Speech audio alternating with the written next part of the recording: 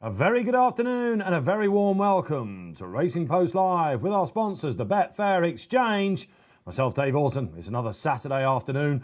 Bank holiday, August time, isn't it? The last weekend in Bank holiday. We go to Beverly first and foremost for the Bullet. That is probably what you might call our feature race, even though there's a celebration mile at Goodwood. That's our last race, 3:35. And of course, Goodwood, it's glorious.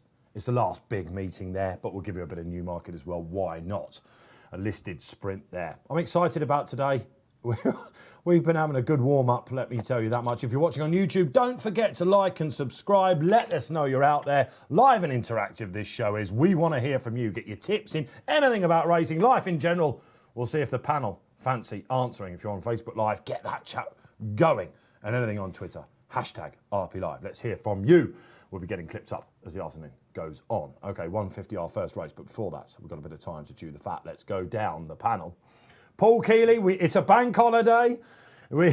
He's dressed like he should be on the golf course, but you are here with us. Here? And we are. Well, I don't know, what are you doing here? This is my wedding anniversary weekend as well. Yeah. She's delighted. This is why you're here. She's palmed you off because, of course, you are in the shirt, of course, that you did a feature show on a couple of weeks ago, and I was on holiday. Even I heard that your missus was heckling you. Millington said I look like a car park attendant, and then the missus said, I didn't buy that. It looks like a golf shirt, and one that might bring you a bit of luck today, nice, Kills. but nothing wrong with a bit of orange, mate.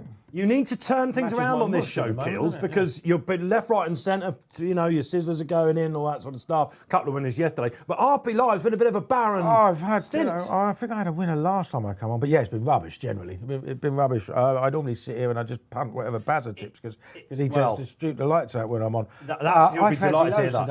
I fancy loads today, so hopefully Tipping each race. Tipping each race, All right, okay, please gamble responsibly out there. There's loads of races, but we do it for charity here. And in case you want an interest, we will be getting involved in every single race. I think that barren spell might have started Royal Ascot week, because back from a break, joining us, doing the trading for Betfair today, the bear himself, Graeme Rodway, comes back. And it was fair to say that the pressure was on you that week, G.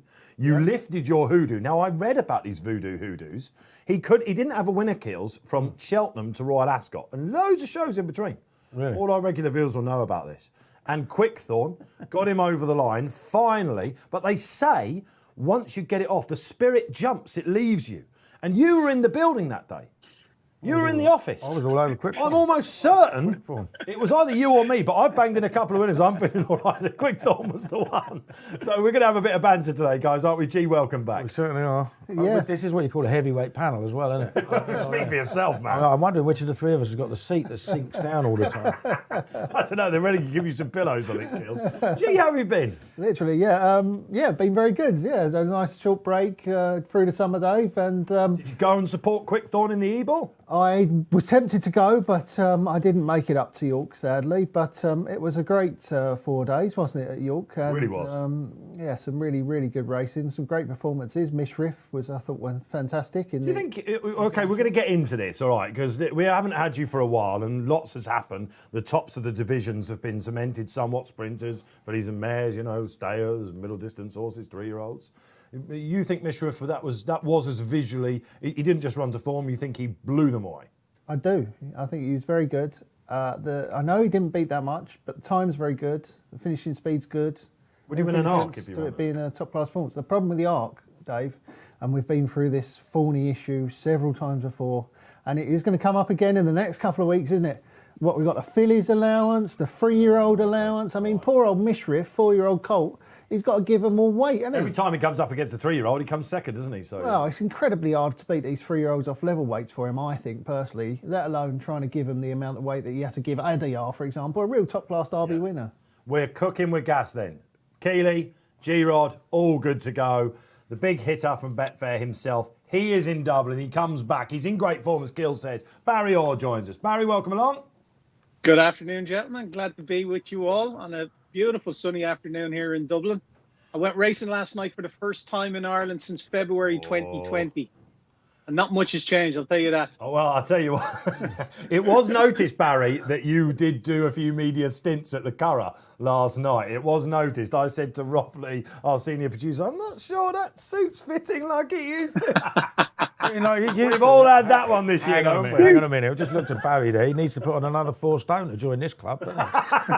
Not to let the side down. Yeah, no, absolutely. Barry, did you enjoy it, first and foremost? And Yeah, listen, it was great. It's going to be a current thing for you now, isn't it? We think, hopefully, touch wood, please, Lord, we're going to see Barry at the big racecourses. time. Yeah, next Saturday I'm over in Haydock for the Betfair Spring Cup. So looking forward to that as well. Friday and Saturday, actually. So looking forward to that. Yeah, things are opening up better now and we're beginning to kick on. So hopefully in racing in Ireland, there was still plenty of hoops to jump through to get in there last night. But it was well worth it. It was a cracking card, some great racing. And I'm looking forward to getting out to more meetings now again and return to a bit of normality. Well, absolutely. Well, the viewers will be delighted that you're here because it means normality for the show, Barry. Every trade for charity showcasing the functionality of the exchange. But in recent trends, we do like to kick off with a bit of sportsbook action, don't we? Yeah, we're going to, like you say, though, everything any winners we back, the money goes to a charity. We're still on retraining of racehorses because we're still in the month of August. So fingers crossed we can get a few quid for them today. And we'll try our best. Anyway, we're going to kick off with a lucky 15, though. It's a bet I generally like to do on a Saturday. It's 4 horses, it's 6 doubles, 4 trebles, an accumulator, and 4 singles. So it's 15 bets. If we do it for a quid, it'll cost us. Do it for a quid, it's 15 quid. If you do it each way, it costs you 30 quid. So we're going to do it each way. The first horse is Me On Saint in the 150 coming up the Prestige Stakes in Goodwood. The second horse, I'll take my time with you, G-Rod, because I know you might be a bit novice at these little 15s. You're a win-only merchant. I certainly am. Okay, that's Me's on scene. Right, where are we going now? Yeah, we're going to Royal Scimitar. Then is running in the 245 in Goodwood or in Newmarket. Royal Scimitar. Yeah, that's we're going to put him in it. We're also going to put Show Yourself in the Beverly Bullet. So that's back to Beverly in the 315. Oh, we're going all over Britain today, aren't we, Barry? Beverly 315. Yeah, and then back to Goodwood for the feature race there at 335, the Golden Mile, Musabek.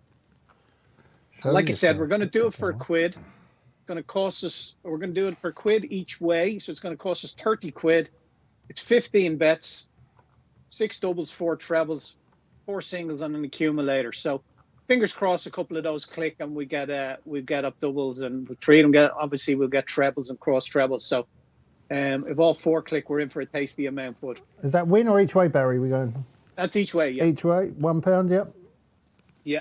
Or £9,511.97 if we win. That's it. Aye. It's a big one. Aye. All right. So Barry has basically teased what he will be putting up in the show. But you've got some other trades for us, Barry, as well, haven't you? Without going into it too much. The 225 at Goodwood is a race you've specifically looked at. Yeah, it is. Yeah, it's an interesting one to me. It was hard to have a strong opinion in the race, but there's a horse in it that connections are persisting with.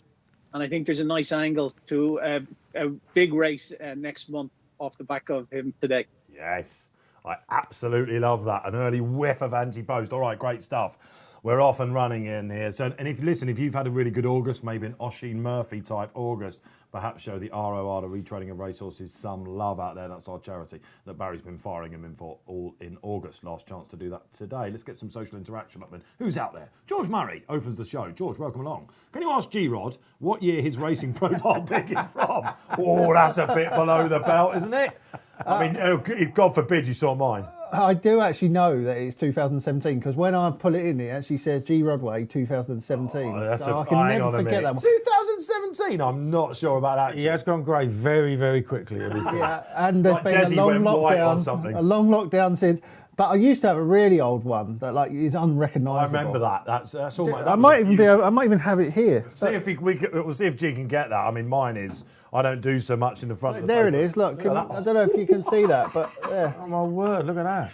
Yeah, there you go. That's Tony me. Smurthwaite, didn't he? He looks absolutely. Look at the mop on there. I'll tell you, in another 10 years, mate, I think you might have to do some investing on that. Anyway, That's still your pass, is it? Yeah, that's still my pass. But I thought they might update that when we moved offices, but they must have loved that picture so much they want to keep it. We have been asked to update. I meant to check actually. I didn't see it, but I meant to check the monikers when they come up. You know, where it says Dave Orton. Here we go. Dave Orton. It always says Dave Orton, senior racing analyst. He's had a couple of weeks off and he's still bitter about it. And then it says G. Rodway, tipster. which, to be fair, is your sole purpose. Well, I suppose you're trading, aren't you? Of course, G, of course, is now the assisting betting editor of the Racing Post. So that's who it's the class that we have with us. I'm just a tipster now. That's it. You are. Mr. Kealy's a former betting editor. Former of the Racing betting Post, editor, isn't he? Yeah, there's a story. Rogers is my boss now. It's great. I'm looking down. I mean, whoever thought? I'm looking down and I'm thinking we got 9 minutes to the first, but you just wanted a bit more of a step back, didn't you? Easy life, yeah. Easier life, which is what I was sort of I'm hinting an at. incredibly lazy human being for my entire life, and now I get to be. No. It's more time to study and less admin, which I wasn't very good at anyway. So you handed it over to Mel Rose. So I handed it over to Keith Melrose and, co-opted an assistant straight away. I had to do it all on my own. Is that right? Well, that shows what Mel Rose is like, doesn't All it? the things Quite I right. used to have to do. Delegation. Okay, listen, a little insight there into the Racing Post. Of course, don't forget, you get premium content free here this afternoon. All the best tips, race form, all the figures that come your way, the race reaction, we'll be giving it to you. Don't go Judge for anywhere. yourselves about the best tips at about Hartwell Street, to be fair. Yes. Should we get them out of the way for the first race? I'll sort of side then, because this is a wide open 2-year-old race, Barry, or isn't it? It's the Group 3 Prestige Stakes at 150. Yeah, Dana, your favourite at 4.8 in the exchange, 7-8 Clitheroe, 8 Hello You, 8-2 Tinderbox, Value Theory, 8-6, 9-2 Meon Saint. So wide open contest. Any one of these can take a huge step forward. The horse I liked in it though was Meon Saint, James Ferguson's horse, O'Shea Murphy riding it for his retained connections. And I just thought won so well up in Haydock. Now the race is not a very good race at all, but won 4 lengths, visually very impressive. I think the second is still a maiden, the third probably still a maiden, rated 63 or something. So you nothing in the form book to suggest that he can take the step forward. But visually, I was really impressed, and I just like the connections. Their 2-year-olds do tend to take a step forward off the back of their initial run as well. So what I was going to do here, though, please, G-Rod, I was going to stick with the sports book because it's enhanced place terms here. It's 4 places, 2 each way backers here. So it's just going to have 25 quid each way. Meon Saint at currently trading at 7-1 on the sports book. So 25 quid each way. Those 4 places, that 4th place is invaluable here as well. Meon Saint is my selection.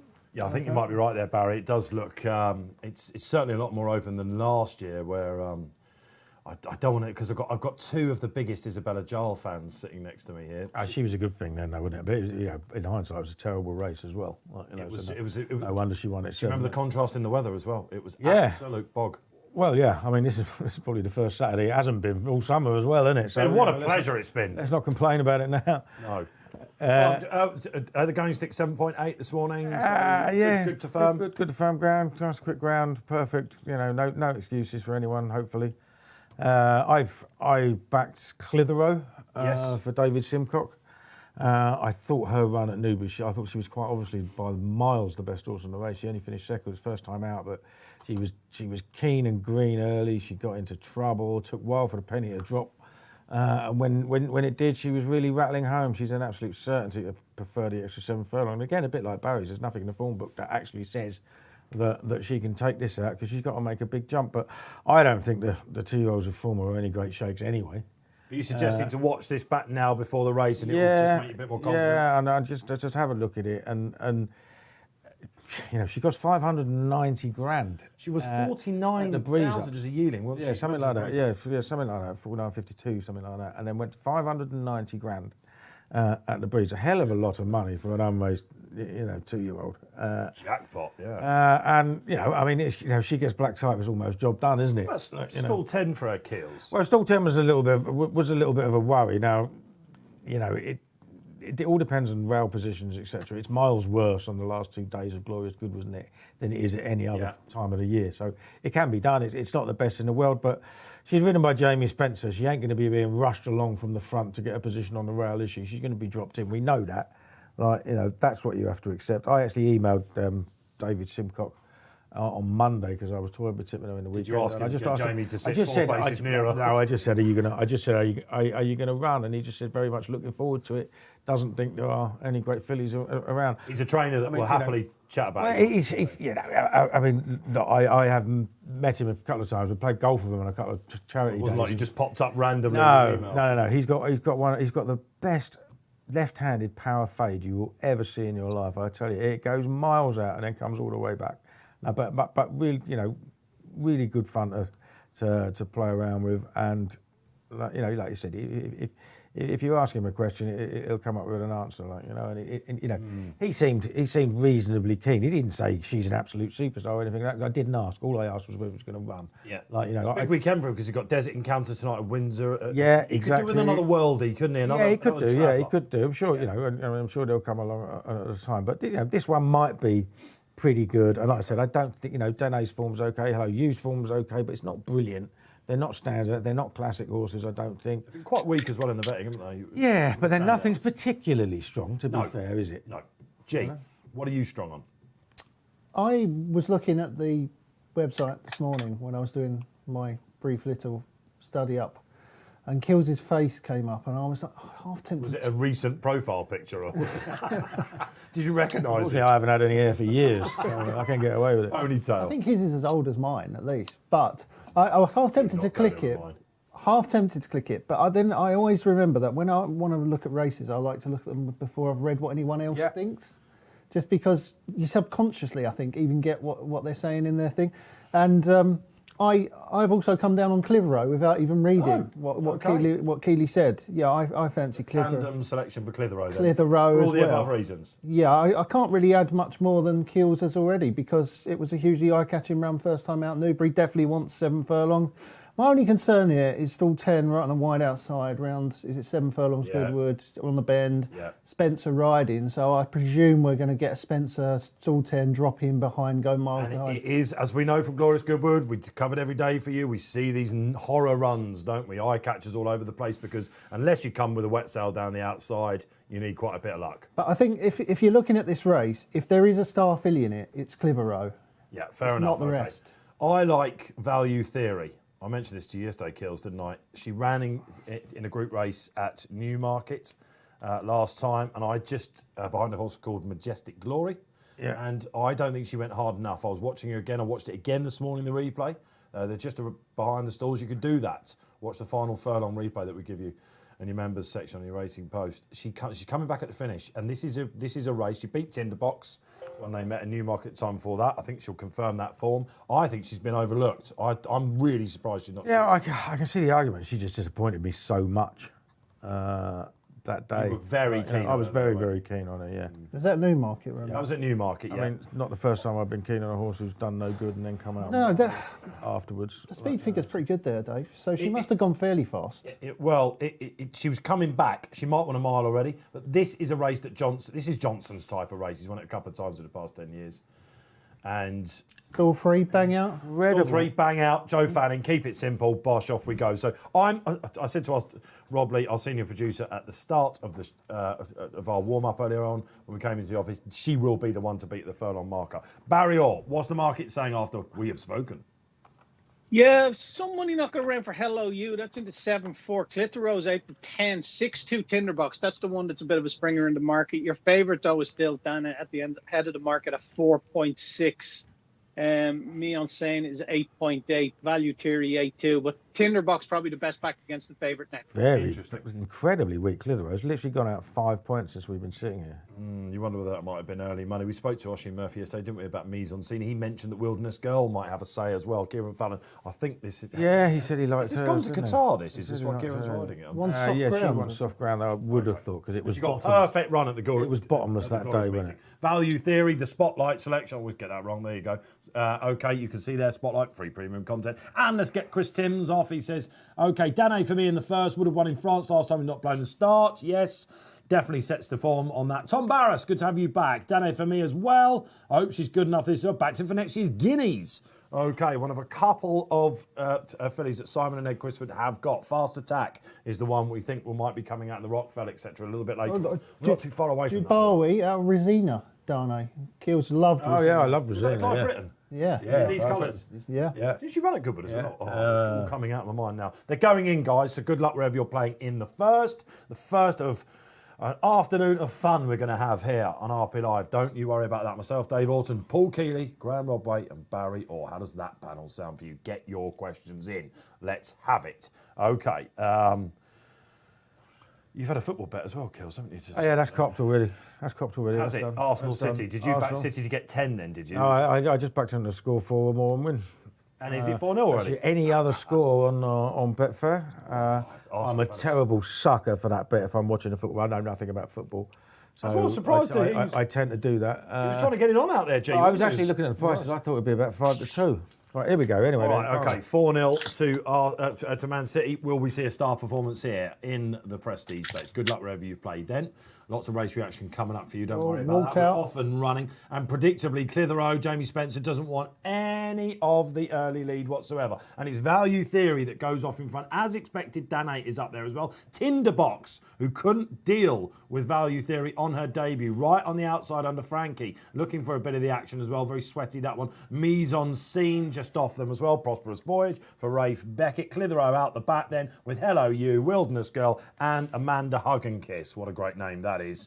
Out the back as well for Stuart Williams. Keels. I don't know. I thought they were going fast enough, but it's always hard to tell at Goodwood, isn't it? Because they're sort of freewheeling. They're going downhill a lot of the way. But yeah, I thought they were going pretty quick. I think our selection's going quite well, Clitheroe, considering that did walk out the stalls. Spencer's doing a very confident riding behind there, but it's still got a lot going well there. If you're not going well, if you're new to the show, you can see the exchange market up there on the screen. Barry, 2.5 furlongs out. What's it saying? Yeah, your favourite Dan is shortening all the time. Odds on now 176, 2-1 on Danny. Go on, what you got? I tell you what, this Value will just keep finding. Oh, Danny's done it for speed, isn't she? Very good filly, I think we're watching it. Here comes Clitheroe. She's still very green, Clitheroe, but Danny looks like she's got it. Mise en Scene looks like there might be a favourite. I tell you what, Chris Dimms Go on, and Tom Barris are going to be happy unless Mise en Scene can get it. No, there's your 101. Coming back. Hang on. Oh, Barry's got excited. Oh, he's off and running. The big hitter pulls it out of the fire in the final furlong. A couple of the viewers turning their hair out, inside out. Unbelievable. Well, Barry shoots the lights out whenever I'm on. He's always having winners. He calls people magpies, you know. So what's the opposite of a magpie? I don't know. But yeah, absolutely. A retainer, I'd imagine. A little bit like what Oshin is, of course, for Qatar. And James Ferguson. Hey, was that, tell you, a little bit lukewarm on this. Oshin, when we spoke to him yesterday, Kills, wasn't he? Before we get... Yeah, I mean, I think he said, he said he thought she was pretty good, but I mean, obviously he knew that the form didn't actually stack up because the 3 that had finished behind her had all gone backwards since. Yeah, it wasn't the best time. But it just, she won by 4.5 lengths. You can win by 4 lengths and do it easily. You can only beat what's in front of you. You can be a good winner of a bad race, can't you? All right, the first charity trade has gone in. The first leg of a lucky 15 as well, Barry Orr. Yeah, multi on the move. Keep an eye out for that. Happy days.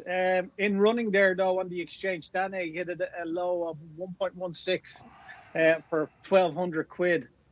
So fingers burnt there, yeah. But once she got the gap and got out and saw some open ground, I thought the winning post was going to come a bit too soon for her. But she stuck her head out well. She's very well bred. She's by Siuni, who's obviously he's St. Mark's Basilica, isn't he? Isn't he a Siuni? Correct. I'm almost sure St. Mark's Basilica is as well. So yeah, she's a well-bred filly and nice to get off the mark there. Yeah, and I think we land 175 quid plus the place for the on the sports book as well. So happy days. Well done. The bullseye hit in the first race. Let's hope you were with Barry out there. Guys, or viewers out there that would say, Dan, it will do for me. Was she just a little bit too keen in the first couple of furlongs? We've got a 2:05 coming up at Beverly, a silver cup up there, which we'll get to. Tidy little race. That Kills really strong one. Let's just have a look back at the race, though. G, we haven't heard from you on this.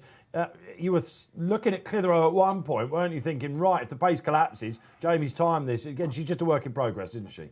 Yeah, that was my worry about the horse, really, was being out wide, dropping in, and then not being able to come and pick them up. And that's kind of how it's worked out, isn't it? She's leaning in and took a bump there as well, and she's just not, she's just not street smart enough yet. Whether she turns out to be that good anyway is another matter altogether. But I'd certainly give her another chance. She's to grow green up. there. It's an undulating She's track. Still green, isn't it? It's not easy. It's a hard task to come to a track like this. But what do we do with this winner then? Are we talking Rockfells now and things like this? I think you've got to have a go, haven't you? Like, it's another step. It's another step up the ladder, isn't it? A group. She'll like coming out that dip, won't she? Yeah. This guy who trains James Ferguson. John Ferguson's son. Yeah. Eight from 33 for the Fillies mile, lads. Oh, okay. So a bit of a springer there. Yeah, look, she's going to line up there, Barry, isn't she? With 2 1s next to her name, potentially. And Oisin Murphy on board. So very interesting indeed. There you go. We've seen a springer then for some of the better Fillies races coming up. Isabella Giles won this last year, didn't she? I know she definitely went to Rockvale, didn't she? Yeah, she blew out in it, didn't And she? then she won it. She blew out Rockville. Yeah, and then she went to the Fillies Mile. She went to the Fillies Mile, blew out. Yeah, she won the Rockville. They don't often do Rockville and Fillies Mile. You've got to have a tough filly to do that. Yeah, you have, Yeah. So we'll see. We'll get some quotes for you. James Burns, our man at Goodwood today. I know that much. We'll be looking for the quotes from him. Bernie's very quick on the fingers there. Danae then, a little bit unlucky out there, wasn't he? Hello, you. Was it in third in the end? I think it probably was, wasn't it? Or thereabouts. What do you make of the strength of the race? Did any of you weigh in with Barry? Let us know. We're cooking with gas then. Shall we go up to Beverly then? The stiffest finish, the stiffest home straight on the flat, Beverly? No. Ponty? Ponty. Stiffest finish, Ponty. I'll give you that one. I think... Have you been to Beverly? No. I want to go. I've been to You've Ponty. been to Ponty, yeah. If you go to Beverly, it is amazing how it's on the incline. It just makes you think it's Towster. I did a thing about course records and... Oh, here we go. I remember this. Of course, we went out to everybody, didn't it? Because people kept calling certain tracks stiff tracks like Newmarket and all that. Jerry Maguire moment. Yeah, we just had a look. Whole company got it. Average speeds, etc. Each track for 5 and 6 furlongs, and I think Pontefract came out slightly stiffer than Beverly, but the two were well clear. Yeah. As soon as you turn in at Beverly, you're on the climb. I mean, they say that about Ascot, don't they? But this is really stiff. So if you are basically 4th at the furlong pole, you've still got a chance because they don't half go up. Well, I'm not sure that's true. Now, I know it's stiff track, right? But stiffer tracks can sometimes be the hardest tracks to make ground up on. I actually think it's easier to come home stronger. Well, Is this a grey jumping theory? Have you backed this up with numbers? I have in today's I think there's a reason. race. I think there's a reason for that. Did you do the preview for this, by the way? Yeah. G? Okay, or I'll give him that one. Yeah, I think there's a reason for that, and that is simply because everybody's aware of how stiff it is, so therefore they hold on to a bit. I think a lot of tracks with stiff finishes, you end up with slower run races because they're always hanging on, and therefore you do get a lot of front runners winning. Although Beverly that wouldn't necessarily be true of 5 furlong races.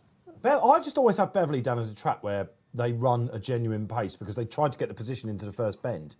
They might slow it up coming out of the bend a little bit, but I've analysed loads of Beverly and done close-up But put it this way, right? If you were running, well, not that any of us would, of course, but say you were running a 10k race, Never done that. and you were trying, you were coming from behind, and you were trying to catch someone, right? Would you rather be trying to catch them on up a hill, or would you rather be trying to catch them on a straight run? What's easier? No, I mean, I've done a bit of running. I know what I'd say. I'd rather be the cheese chaser. You know, they're going down. Personally, I think if you're going uphill, it hurts the person who's coming from behind just as much as it hurts the person in front. Whereas if you're going straight, I think the person in front who's gone too hard might stop. Fair to say he's back, isn't he, the bear? He's already given us, bamboozling us with his ideas and things like that. But it's fair to say it is a stiff finish. There are 2 out here. I liked Farnan. He's out. I've jumped onto another one. I'll give you that after I tell you that Mr. Excellency is out and we get Barry Ostrade. Yeah. So I think there's 2 non-runners, obviously, in this race. It's really shortened up the favourite. The favourite's only shortening Farnell off the back of the non-runners, really, but 286 now. It's 39 Python, Life on the Rocks 5576, No Recollection of March Laws 11. I'm going to take the favourite on here, G-Rod. We're going to set our own odds. We're going to be odds maker here. So we're looking to lay it, but happy to lay it at around 284. I think more money could come for it. I think he's opposable. He's had his win done. He's in first-time headgear today. He was beaten by, an improving horse, I suppose, last day in Ripon. Over 2.5 miles, and Just Fine beat him in Sandown the time before that. Actually, Worth Flagging Just Fine runs tomorrow in Goodwood. Ryan Moore hot putting it back from Saratoga tonight to get on that, which is a bit of a tip in itself. But I thought Life on the Rocks had a chance. Second start for Richard Fay, and I thought Titan off 86 was interesting as well. So happy to take the favourite on at 284, and we look to take 50 quid of the backer stake out of her, please, G-Rod, or out of him. Fire Okay, now. yeah, that's on. Barn Owl, okay. First time cheap pieces. Roger Charlton having a, perhaps not for the first time in recent years, having a stronger finish to the season. PJ McDonald on as well. This can often go to a Cambridgeshire hopeful. This. Do you remember Well, it used to. I mean, it Either used to Rab be won it last year. worth a lot more money, and it used to be really well. You used to get plenty of entries in it, didn't you? Like, Yeah. You know what I mean, but now we've got very, very few, which is a shame. But yeah, some decent horses won it in the past. I remember I years and years ago I had this mad multiple bet, and I was tossing up between two horses in this race. I can no longer remember the name of either of them, but as Sod's Law would have it, one of them won and one of them came last, and I'd put the one in that came last. That's why you remember these things. Well, it would have been 175 grand if I'd have swapped them over. So I remember this day, very, very well. But yes, it is. Barnell, I thought he looked a bit soft. It could be one of those Frankels that's just a bit of a thinker, which is I'm assuming that's why the cheek pieces are on. And I like the look of Life on the Rocks. I just thought he looked a little bit rusty on his first start for Richard Fahey after 2 months off. He'd obviously moved stables, and he stepped up to 1 mile and 2, and he's only really started to get going in the last furlong. I think he's going to really like this stiff finish here. It is eye-catching, that finish that he did last time. Paid an amazing amount of money for a 76 rated maiden. It's 80,000 guineas. 4 times raced, official mark of 76. That's a lot to pay for horses. If it's going only to be plying its trade in this sort of company for the rest of its life, so you'd hope that they think they've seen something. And I just thought I liked him. He's a nice, big, strong-looking horse anyway. The interesting horse for me, and it was Titian for William Haggis and Tom Marquand. Tom Marquand at Beverly today.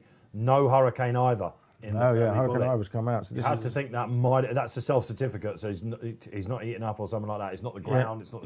Well, who knows? He was in the outside draw. Let's not go there.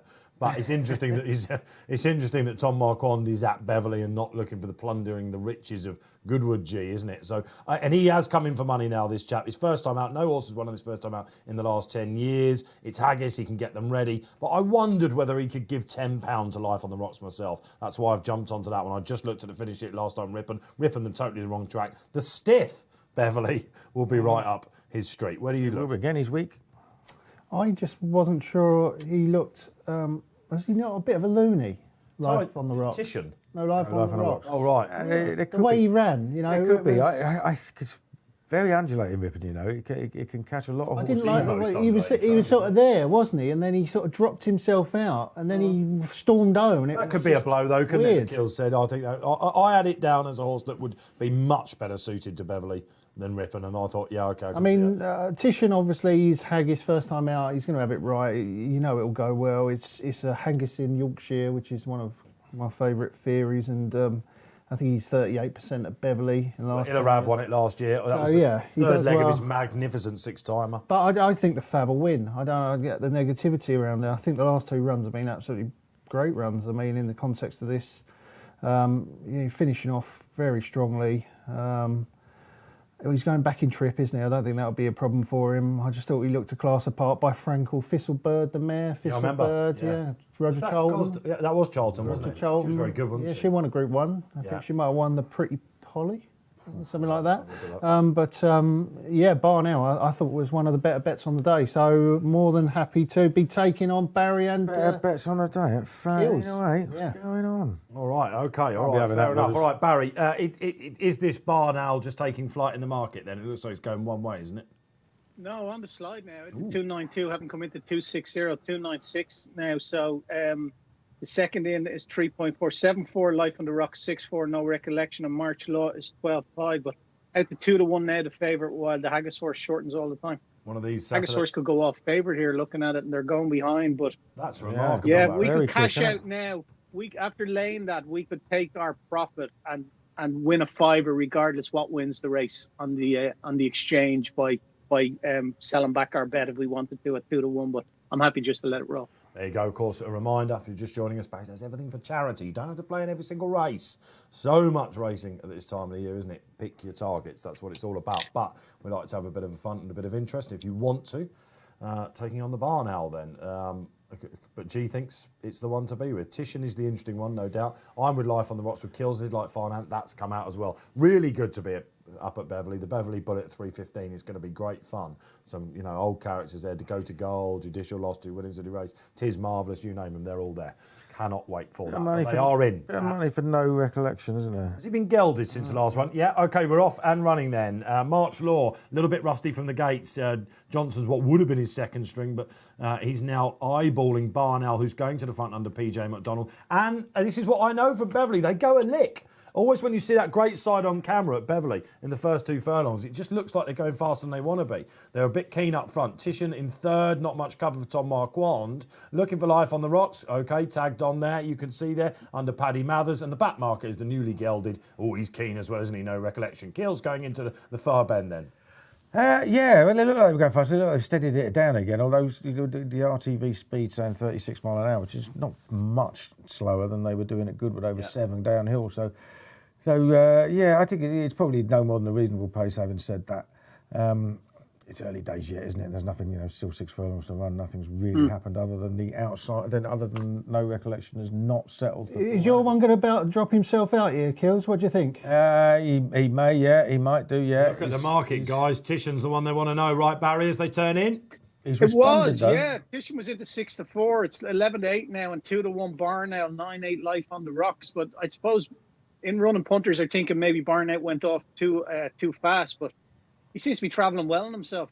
This is when they start looking up the Eiger then, Beverly. And you're looking at it now, guys, aren't you? Thinking that is actually a climb, isn't it? Can you see it? Well, I'm hoping that they have gone hard, and Life on the Rocks suddenly picks up the bridle and starts to move again. Yeah, he's off it a little bit, but he's certainly not out Odds of it. on now, Barnell. Barnell then, yet he's going best of all, around about 2 furlongs out. But with this is where you need to fill your lungs. Life on the Rocks could yet be the danger. Titian feeling the pinch first time out, no recollection. He looks cooked. March Law as well, needing this first run. Will the favourite fall in a hole then? G's hoping not. No, this is easy, Dave. He's just going to keep going like they do up this hill at Beverly. Just going to keep going. They're not going to get anywhere near him. I tell you what, you could tell he was justifying his theory there as well. Looks like Life on the Rocks is going to yeah, no, second. he's not even going to finish second. No, That was too easy, wasn't it, for the favourite then? OK, we saw one chinned in our first at 150, Barry. Right off the home turn. No offers from about 2 furlongs out.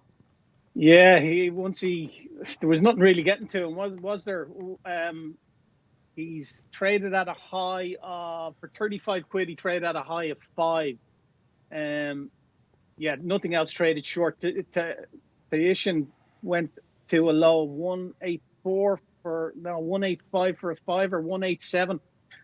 They're not watching the same race as me, some of these people who are betting and running, because I don't think he was ever a 10-9 on chance at any stage whatsoever. But there you have it. No massive in-running news there, Dave. Winner went out and made up. OK, there you go. Nice and straightforward then. That's it. Who was with it? Let us know. Barnell did indeed take flight. PJ McDonald, nice armchair IQs. Let's pick out the bones of some of the others before we go to the winner. March Law, rusty, needed the run after 480 days. No recollection. Back to the drawing board with him. Life on the Rocks. Life on the Rocks. I think Rodders might be right. He was sweaty, wasn't he? Well, I think look at his face. You're giving me a steely I am right look. He might be a little bit of a thinker. I mean, I wouldn't want to pay 80 grand on that showing, because that's the second time he's done that. I gave him credit for being a little bit rusty in the fact that it was ripping and it was undulating, but he was off it at a time no horse should be. You know what I mean? In and outpaced. I'd be worried. I mean, unless he needs a lot further soft ground, something else, then might he need what Barnell had? 80 bags of sand. Do you think they're thinking that could be a dud, couldn't it? Hurdles. End of the day. They were thinking hurdles, mate. Life on the Rocks and over. Too far. How many hurdles has he? Well, yeah, but I mean, you could send him. He used to ride them years ago. You could send him to Fahy and then change him for hurdles. Others ever ride? I don't know. Anyway, forget it. going off one. Titian will be one to take out of that though. When he looked to danger until, I mean, Beverly in a quality Beverly race is pretty tough ask, isn't it? For for a 3-year-old debut handicap. I don't think it was a great race. Do you? You don't? You think that it wasn't. The favourite just took it apart. Nowhere near as How good much a race is he as going to that go? has He'll been definitely in the go up to a past. mark of 90 now, won't he? He's on 84, so £6 are we looking at least? Yeah, at least. I mean, probably more. really, I'd be gutted. How far do you win by? I mean, he's won well. Four innit? lengths. I'd be Yeah, gutted yeah. to go up £6 and whip up six. for winning that race, to be honest. I mean, I can understand why they probably will, but I mean, I'd be, it's one of those races. He's where had you don't everything think his it's own very way, strong. hasn't he? Yeah, Has, yeah. It's a race that looks like it fell apart a little bit, and it's not that strong. And if you've gone up a lot for it, I wouldn't be over enamoured with. Well, massive race. we will be going back to Beverly in around about an hour's time for the Bullet. Who fancies something in the Bullet? Are you with one of the veterans? Are you with one of the up-and-comers, one of the previous winners of the race? Let us know. Now's the time to get in some interaction. 2:25 is our next race. There you can see. That was one of those rare races that you get when the course are going 11:08, 6-4, and on Betfair, you know what you're going to get. Of course, it was 2-1 shots, so often that's where the value will be found. Now, this is the race that we teased, Barry Orr, that you might have seen a little plan at the back of your mind. Would you now like to reveal who it is? Yeah, so obviously this competitive race, at the moment, Aratus 3.443, Dance Fever, Escobar 6.694 Persuasion. The horse I like in it, Al Rufa, Frankie Dettori, and the Gosdens, currently 13.5, not a shilling for massive drifter. Was a 7-1 chance, is nearly out to 14-1 now. He's had 8 races, this horse. He's won 4 of them. He's a 50% strike record. He was a 20-1 chance in the Cambridgeshire last year. Now, he had a tendency to pull quite hard. It was quite a tricky ride. He had been near single figures for the Cambridgeshire, but went off 20-1 at post time. He was a big drifter on the day. He ran accordingly, didn't run well at all. But Connections, interestingly, have persisted with him, and they've gelded him, and we haven't seen him since the Cambridgeshire last year. So he's off for nearly a year at this stage, 300 odd days. But I just think good ground is the key to him. Good or fast ground is the key to him. And it's interesting that Connections are persisting with him. And I'd say most definitely it's another go at the Cambridgeshire that the Gosdens have in mind. And wily old fox that John Gosden is. I'm going to take that as a tip in itself. Now, I think he could run well today. I'm going to back him today to win. But I'm also going to back him in the anti-post market on the exchange for the Cambridgeshire. Please, G-Rod. We're just going to have 25 quid on him there if you on the exchange now. So if you toggle back to the exchange. On the exchange, yeah. To win today. Yeah, we'll back him to win today. We're going to have 25 quid win on him today. He's currently 13. Happy to be a price taker there. Sure. And yeah. then if you go to the anti-post markets on the exchange, so over to the left-hand bar and under horse racing, there'll be anti-post. Yeah. And if you go GB, obviously, and Newmarket, the 25th of September is the Cambridgeshire. Yeah. And in that market, he should be, if you just click on Cambridgeshire, the handicap, and toggle 40. down. Oh, there's a name for you, Barry Astro King. 40. He's 40, yeah. We'll take that. Whatever's there at 40, we're happy to take that. Okay. 25, 13, 25? Yeah, 25, yeah. Take 25, yeah. Okay, yeah, that's And the rest will go into the lay side there so for us, for someone to come in and match us. And hopefully they will between now and the off time. But we've about 14 quid matched already at that. So I just think there is a bit of an angle there. Hopefully I'm right. I think regardless how he runs today, he'd definitely go for the Cambridgeshire, I would imagine, with them persisting with a horse like this. Well, Barry has got off to an absolute flyer at the top of the show. And there you are. Frankie Dettori will do on Al Rufa. I bet you that comes in for a little bit of money now with the Cambridgeshire in mind. Okay, competitive stuff then. We've already had one race over 7 furlongs at Goodwood. That was the second of 7 races on the card there today. The first was slow by 0.55. That was a 2-year-old sprint on the straight track. The second was slow by 0.4. So we're pretty much looking at what we're expecting, aren't we? Sort of, late summer, good to firm. Yeah, quickish. Quickish ground, yeah. Yeah, all right. So who do you think will be quickishest in this? Well, I don't normally do this, but I'm going to be roaring home a favourite, hopefully in Rodder's fashion. Aratus, for me, is one of those horses that I'm going to follow until he gets beat. This is a bit of a sort of like a big hope for you, isn't it? Yeah, I mean, he's not entered there. I think never got stuck in the Cambridgeshire. Are you thinking like Balmorals and things like that? It could I'm thinking he could be. I'm thinking he could be quite a decent horse and end up next year being better than a handicapper. I hope I'm right. I just like he was second on his debut to Udalali. He was 100. Udalali was 125-1 that day. Glorious Goodwood winner. 103. Glorious Goodwood winner. And he won 2, modest novices after that, but by real wide margins, very, very easily. And I thought, I really like the look of this horse. So I made my banker. It was a weekender at a Tom Park's wedding day. We were all up in North Allerton. And we just got back to the reception in time to watch this on our phones around the corner, give it a good old roar up.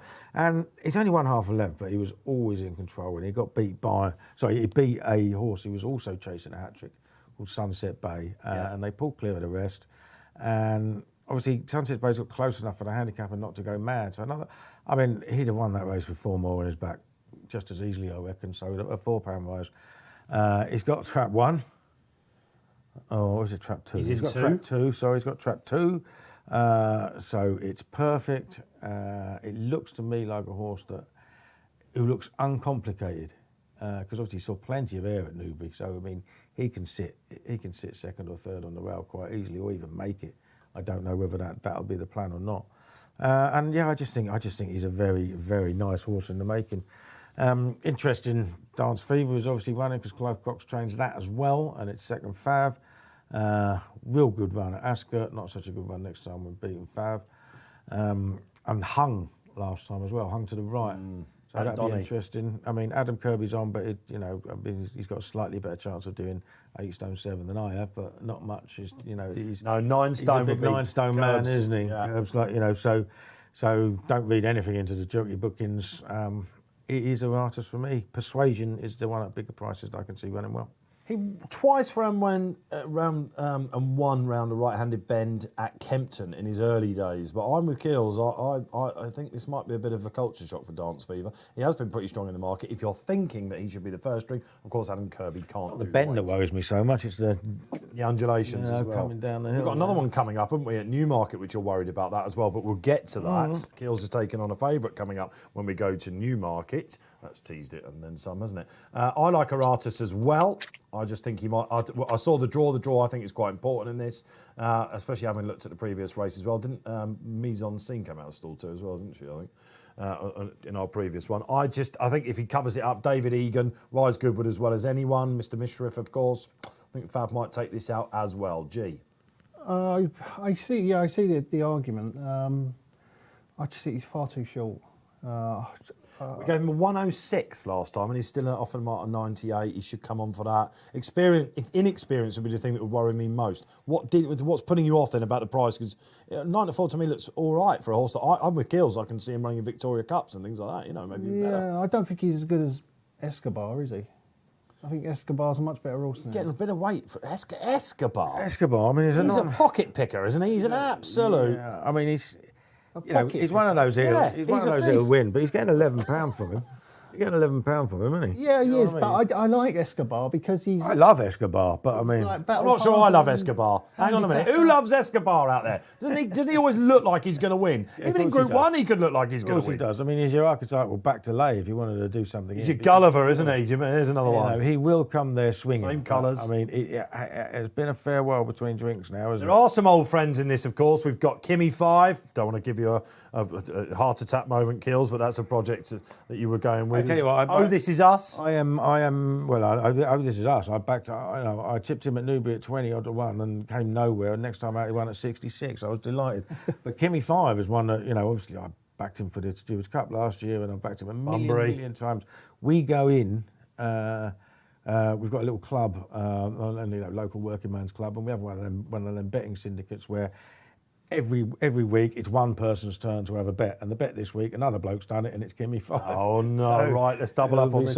First run for David. New trainer angle there. Yeah, new trainer angle. Yeah, so he's going to. The horse will be looking to jump. Did you see David's comment in the paper this morning? So I'm going to have to get a new shirt. Yeah, Bridgie. Yeah, I mean he does have winners on the all weather, of course. He's 0 for 6 on the flat with new recruits from other yards. So I did run that one out, and you were tempted. I think he's 2 for 29, including jumpers. So it's not amazing. He has got a good draw though. Kimmy 5 in stall 1.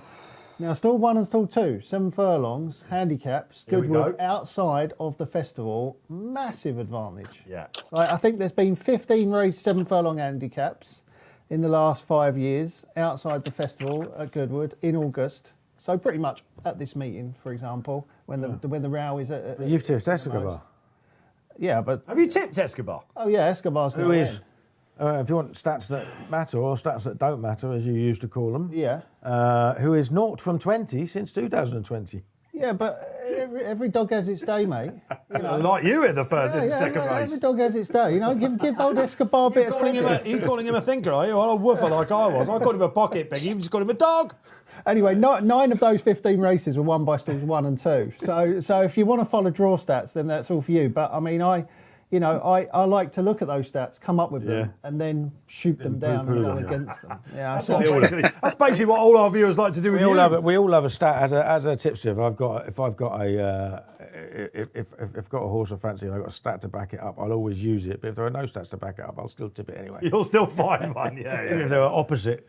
I love Escobar. I've been backing Escobar for years. I actually backed him for the Lennox to finish in the first 4, and he typically came there swinging and finished 5th. I remember a Golden Mile at Goodwood where he should have won half the track, and he found every backside. Some races where you just sit there and you go, yeah, he's just better than these, isn't he? And you look at this and you think, Escobar's just better than these. It's only a month since he was beaten 2 lengths by Kinross, Creative Force, Space Blues in 4th, and he was only just behind Space Blues in 5th.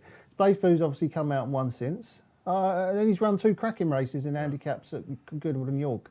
And I think this is a weaker race. Jason Watson will hide this little thief, as you call him, in behind. He'll come and thief them late.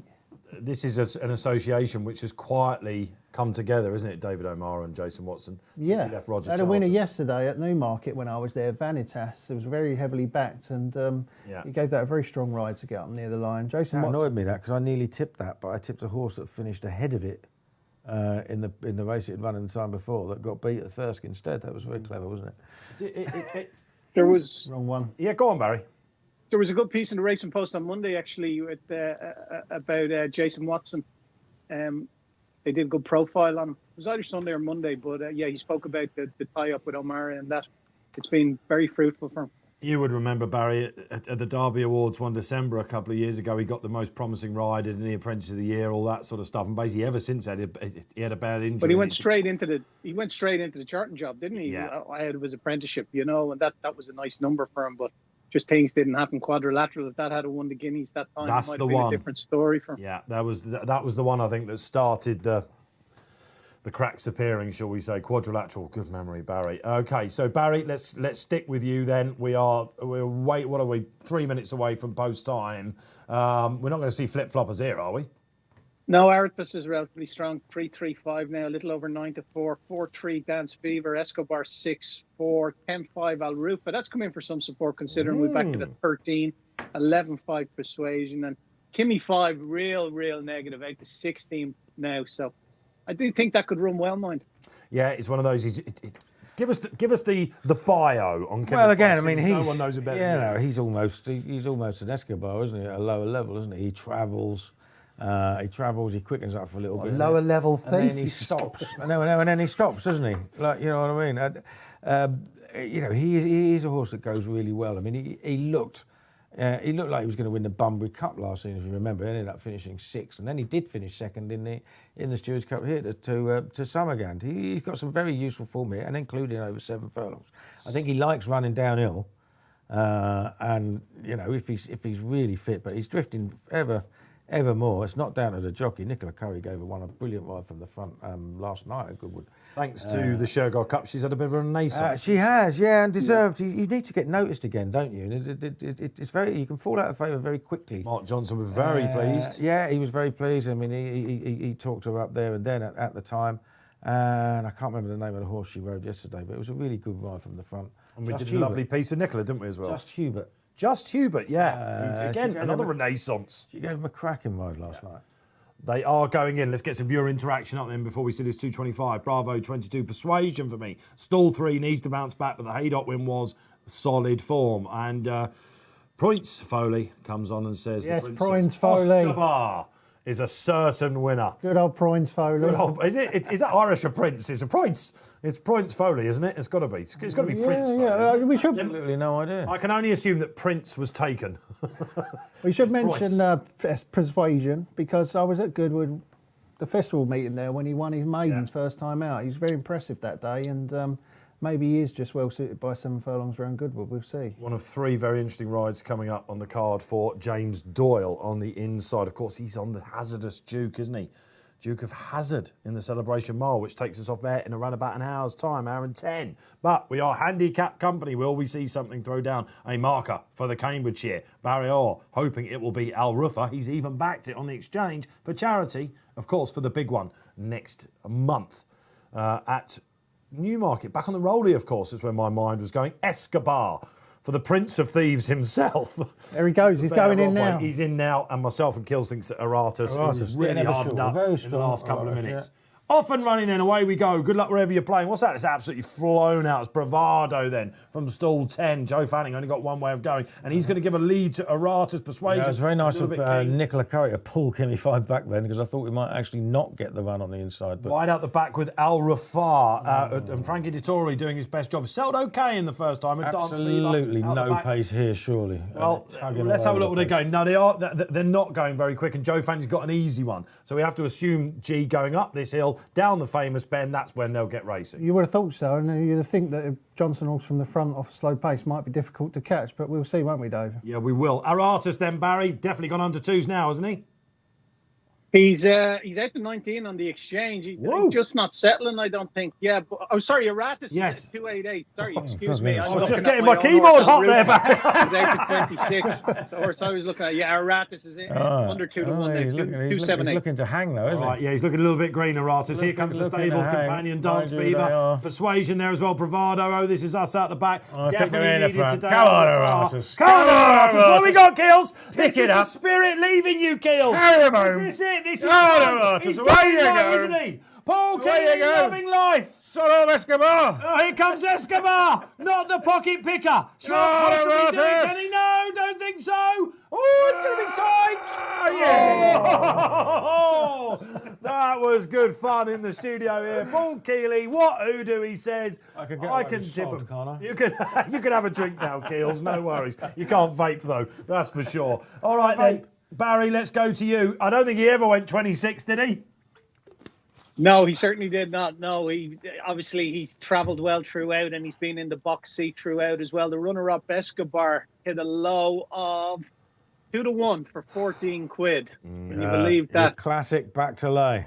And your classic Escobar performance, that was. I know, actually, he finished all the way there, Escobar. Give him his due. With one in front of him. He finished all the way. No, I don't, he gets asked an awful lot of tasks. I mean, he never gets that much respite from the handicapper because he runs that well all the time. But he was definitely putting it all in there. Okay, all right, That's Barry. some good races. Barry, that was one where anything that was held up sort of struggled a little bit, didn't it? And we knew about your Al Rafar. That was definitely listen. The Cambridgeshire trade is up, but you probably were expecting a little bit better than that. Well, he's not going to. He'll still go for the Cambridgeshire, I'm sure, but he'll probably be that price on the day off the back of that run. Whether they get another run into him between now and then remains to be seen. But he hasn't ran bad because there was no pace. He didn't really settle. Yeah. And he's ran on at the finish, albeit he's not beaten that far if you have a look back at the race. So I wouldn't be, I'm not too despondent with that run just yet. There we go. Okay, maybe they'll take him to Kempton back there or something like that and win something there. I'll make you right, actually. Absolutely nothing's got into it from the back. It looked like Bravado might have a say. Persuasion, we know a couple of you like that. That was too keen, wasn't it? It's at this point, Kills, 2 furlongs out that his jaw starts to go. Yeah, he was starting to hang a little bit to the right. I suppose you can put that down to greenness. He's never run on a track like this before. But here, I think he's won at this point because you can see they're not really coming. Over a furlong out. And he has got that little change of gear, so he goes away. And then, I hate to use the word idling because I think it's overused, but I think he was, same as, he's not won by very far, but he was always going to win. You're watching Al Rafar there, Barry. That was not the worst run in the world. He's ran on well, and it's just 7 furlongs. He's not beating that far at the finish. Frankie sits up a couple of 100 yards for the winning line as well. So that's a nice little run there. That's a nice little run. Oh, look, he's got a bit between his teeth there. That's not a tear up yet, is it, at all by any means, G? No, I think that he ran quite a promising race, didn't he? You livid.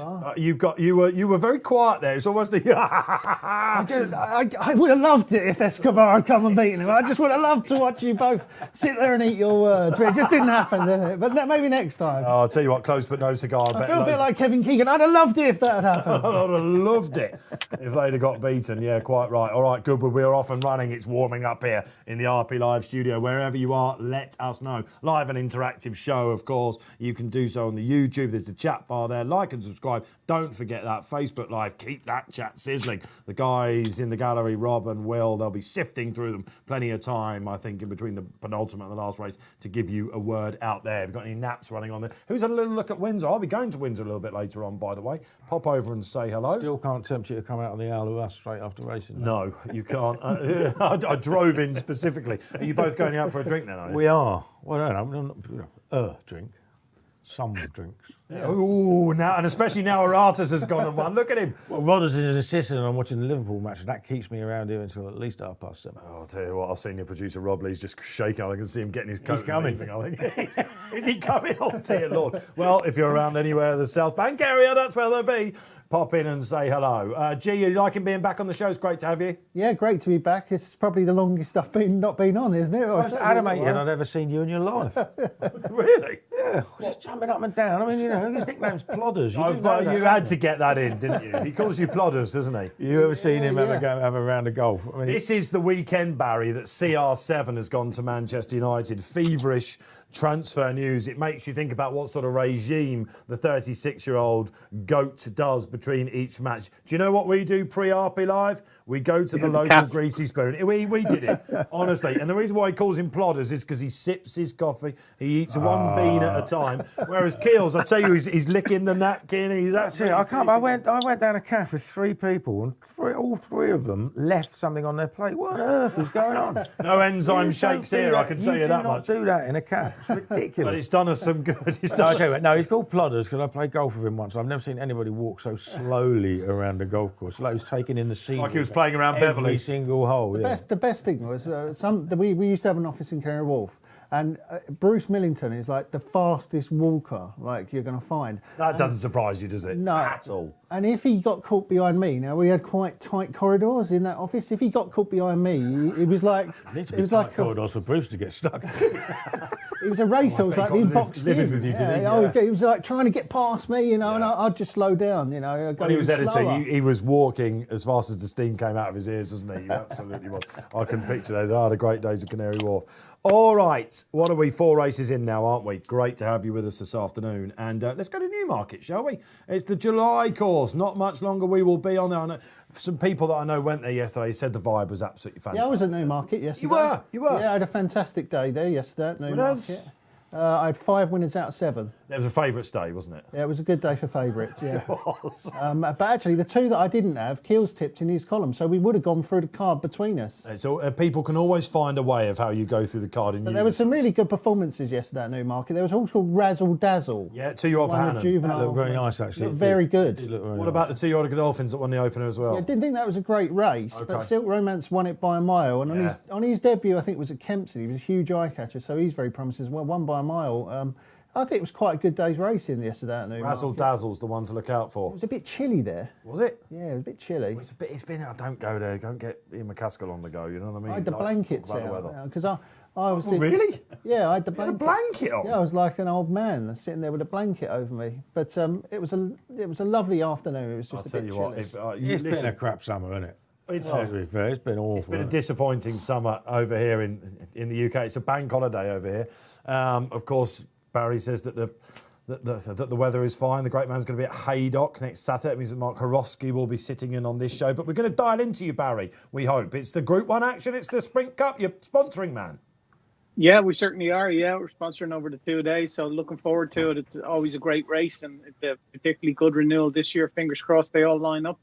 And we'll know on Monday. We'll have the 5 days, and yeah, really looking forward to getting over there. I bet you've got a brolly packed, haven't you, Barry? Because Haydock just seems to... It's got a cloud following it. It's like one of those cartoon please don't. characters. That's exactly what it's like. Isn't When it? was Like, the it could be last good to fast firm all ground? over the world. Yeah, It's exactly. heavy in Haydock. When was the last fast ground? Who's going to win the Sprint Cup? Let us know. Get him in. Will it be Starman? We think he's going. No Dragon Symbol. If it's fast ground, it has to be Starman, doesn't it? I went when Harry's Angel won. Yeah, but that was heavy, wasn't Bottomless it? that day. I mean, I thoroughly enjoyed a day's racing at Haydock. Actually, St Helens. Don't call it Liverpool. It's nice, isn't it? I've been to the Betfair Chase as well. But I did went up to when Harry's Angel won. Really, really good day. Nearly got run over on the way home. There's a big hotel just down the road, isn't there, Barry? And everybody walks over there, goes for a drink afterwards. And I don't know, somebody called my name, and I turned round, and instead of stopping, I just carried on walking straight into the middle of the road. And this white van had to swerve me. It was just, Oh, we could have lost it you. was very close. Yeah, I was with my mate Tony Calvin, and he said he actually thought it was going to hit me. Of all the places you don't want to go, I am one of the least on the way to the bar, isn't it? Yeah, exactly. So yeah. close. Yeah. Oh yeah. Like it's a mirage. Don't worry about that. He made it. All right, isn't it great to have Paul Kealy and G-Rod and Barry with us this afternoon then? And shall we get to the 245 at Newmarket? Let's get some pattern races underway. Quality action now, all everywhere you need to go. One of two sprints coming up for you. It is the Hopeful Stakes, the listed race. Tab Deed was always going to go off favourite, Barry. Yeah, he's 3.5 at the moment, which is bang on 5 to 2, 4-7 Cadem, Royal Scimitar 6-4, 9-2 Royal Crusade, some money for that 12-5. A Day to Remember, who I believe is owned by one of your colleagues, Peter Scargill. He's involved in that. A Day to Remember. So love to see that get at least placed for him here. It'd be great for her to get placed in a race like this. Stuff too much, aren't we? This is Scargill's big hope, big white hope. Him and Tina, the wife, are there today. I know that much. Yeah, And brilliant. yeah, they've been social mediaing it. Yeah, absolutely. Actually, he's been well back, Barry, hasn't it? Despite the fact it's only rated 89. Yeah, a few quid knocking around for it. I like another horse that on ratings has a lot to find with Tab Deed and Royal Crusade and those horses that are rated in the hundreds. I like Royal Scimitar here. Should have won in Ascot during the Ascot, the Sugar Cup. Should have won that day. Walked out of the stalls, raced by itself up the stand side. Everything went wrong for it and was just beaten. The winners come out and won since on the July court. Metro's on fire. This is its trip. 6 furlongs, fast 6 furlongs on good ground, good to fast ground. I think everything's in its favour. It's the second leg of the Lucky 15. We're going to back it in the win market, please. G-Rod, we're going to happy to be a price taker here at 6-2. We're just going to have 25 quid on at 6-2. Neil Callan in the plate, who seems to be riding well since he returned from Hong Kong. Very capable jockey, making his way again in the UK after that. Well, he must have been there 5 or 6 years in Hong Kong. But Royal Scimitar for me. Yeah, more, I think, Barry, absolutely. He's one of the old school, isn't he? That Kieran Fallon time.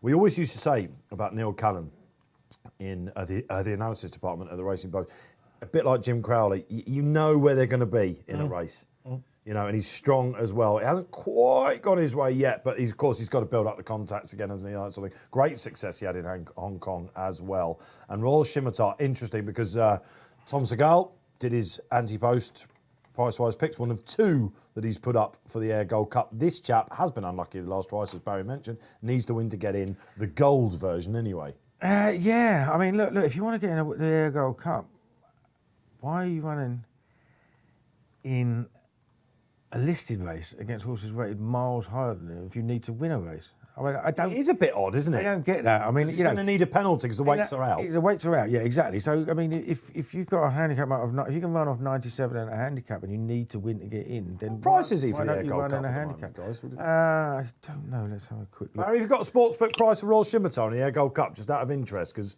He's only 12 to 1. throw Barry that curveball. He's only 12 to 1, yeah. Is he? I've got that. So, I mean, he's one of the fast fights. So, they also think he's You go and win a listed race, is what I'm saying, Kills, and you've just got a penalty back in. And I mean, it just tells you. He could go off. You're telling the world that ridiculously you could go really Nahar short, couldn't you? Yeah. You know what I mean?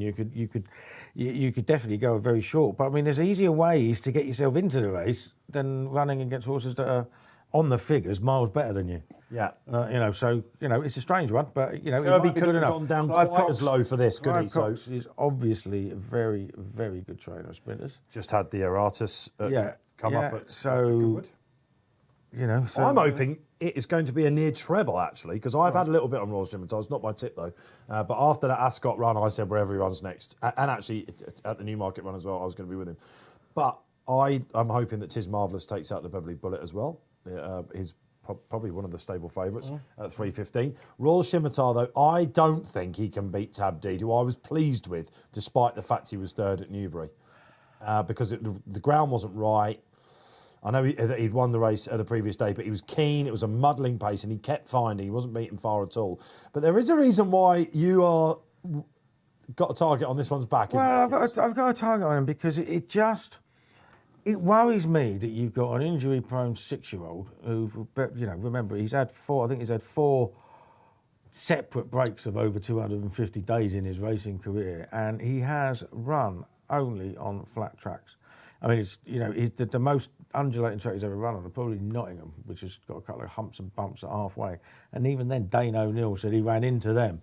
And since then, it has literally been Ascot, Doncaster, Ascot, Newcastle, Newbury, Haydock, Newcastle, Newbury, all flat as a pancake. And suddenly, he turns up, 6 years old, and he's running up and down Newmarket on very fast ground. Yeah. I mean, that worries me. I mean, obviously, official ratings make him the best horse in the race by £3. He's getting £5 off the second best, which is Summergan. So he's, on form, he's the right winner. He would be, if this race was being run at Newbury, he'd be near a 5. So this is a lay for you, right? I have laid him 4 places because if he doesn't act on the track, he won't finish in. Yeah, so I'll take the most places out of him, and he was 1.35.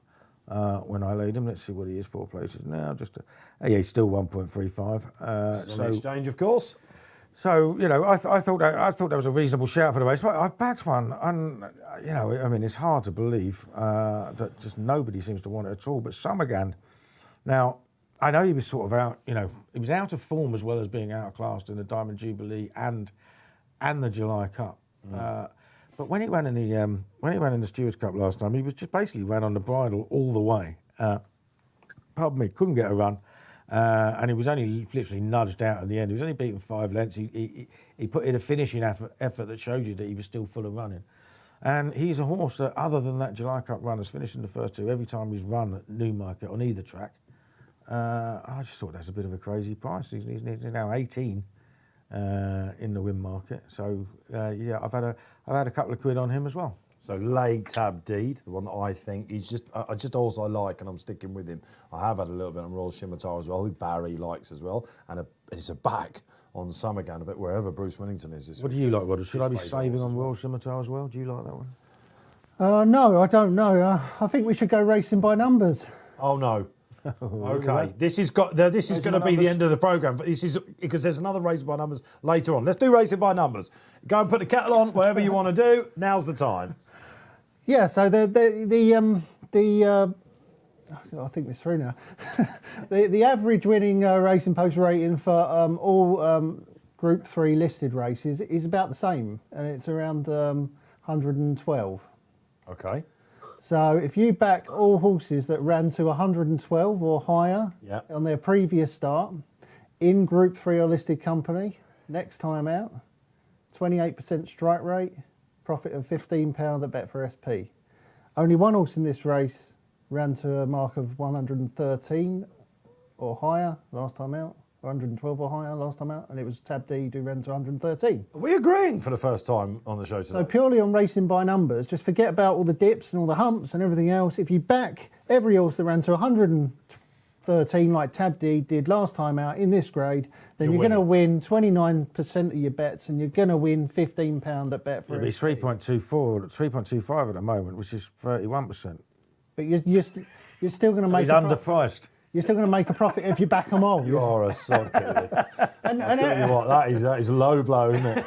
I actually went through, because obviously I do a bit of handicap. I went through and just checked the notes on this race from Tab D last time out, just to see what notes the handicapper put on the race. I thought, well, there might be a reason why it might be. You can get that on the analysis, of course, of the races now, if you're in the members section. And it's got, like, in the adjusting column, it's got CCC. I'm like, what on earth does C mean? And I've just gone through and found the guide. Apparently C means hampered if no space. So It was a bit tight for room. I haven't watched the race, but I'm assuming he must have been really tight for room. It was a tight finish, if you remember. Royal Crusade was 2 places back as well. Who won it? It was Happy Romance, wasn't it? Happy Romance, and second was Diligent Harry. Isn't it amazing how people run into trouble in a wide open place? I know, like 8 runners, not even that. It was like 6 runners or something, wasn't it? So again, he can be marked up, and this is definitely his ground. He can be marked up. Listen, if he acts on the track, he wins. I mean, I think the trainer Owen Burrows might have listened to you yesterday on the feature show we did, because you were you made your case about it. And if you actually listen to Owen Burrows and what he said to our reporter, they're going in, by the way. He's been in the good places. We're normally treading on eggshells. He's never run at the track, but I can't see why he won't act on it. Now, that is the sort of thing that, unless you've heard someone having a pop about it, you probably wouldn't have brought up. What's happened to our mate Summergand? He's right out, isn't Is he? he just gone? Wow. But this is what I'm saying. He travelled really well at Goodwood, you know. He You should travelled be really, delighted that really he's well. not tipped him, because whenever I mean- G tips someone to go on this I mean, show, your worry is he here. has a zero. The worry here is you don't get much pace because he obviously wants to come off a strong We're one. about to find out, Kills. He beat Oxford at the start of the season. He's 16-1 for a listing race. Rearing That up. was the outsider of the lot, extraordinaire rearing, but he's off okay. Didn't do Tab Deed any favours No, whatsoever. he'd get a C for that. Yeah, well, he's going to get about 5 big C's. Let's move on quickly from that one. And, OK, who is it up front? It's Royal Crusade, his old rival. Extraordinaire eyeballing him. First thing to say is they're coming off the far side rail. Cardem in the late Sheikh Hamdan's second colours. He's really keen. Royal Scimitar's up there at the moment. Mum's Tipple's in there. Looking for a day to remember for Pete Scargill. Coming with a bit of a run. Chief of Chiefs outpaced out the back. And Summergang, guys, he's got it all to do. I should just say here, Dave, that yesterday I was there and it was a definite advantage to be towards the far side where Cardem is. Didn't it? Yeah, it did look it, yeah. Now, this is where Tab T comes back on the bridle. Immediately Cardem's still cruising. Again. Cardem, we'll see what he does up the hill. He has been keen. OK, Cardem, is this finally a performance? Come on, Summergan's Tab. running on strongly. Royal Come on, Crusade as Summergan. well. Tab D not liking the track whatsoever. Paul Kealy is Come on, Summer. absolutely right. This is Summergan. Come on, Race Summer. it. Come on, the kids. on, Summer. This is what it's all about. Come on, And Summer. it's going for it. Oh, this is all over. Yay. Get it ready for Paul Kealy. He's absolutely got it right. Tab Dean second somehow. There's a blanket behind them. I said about the hoodoo. Yeah. Has it jumped into me? I've got a feeling it might have done. What a price. Absolutely unbelievable scenes for the first time here on Racing Post Live this afternoon. Barry Orr. Hit a Betfair SP at 21, would you believe? So 20 to 1 a Betfair SP. Great tip and tails. The I've tipped a winner. runner-up Tab Deed hit a low at 2.22 for 156 quid. Would you believe in running Tab Deed? Wow. Raw Scimitar hit a low of 3.1 in running. A day to remember, that didn't trade low at all. Ran well though for connections. And Summergans, yeah, Betfair SP at 21. Do you know what price it was yesterday?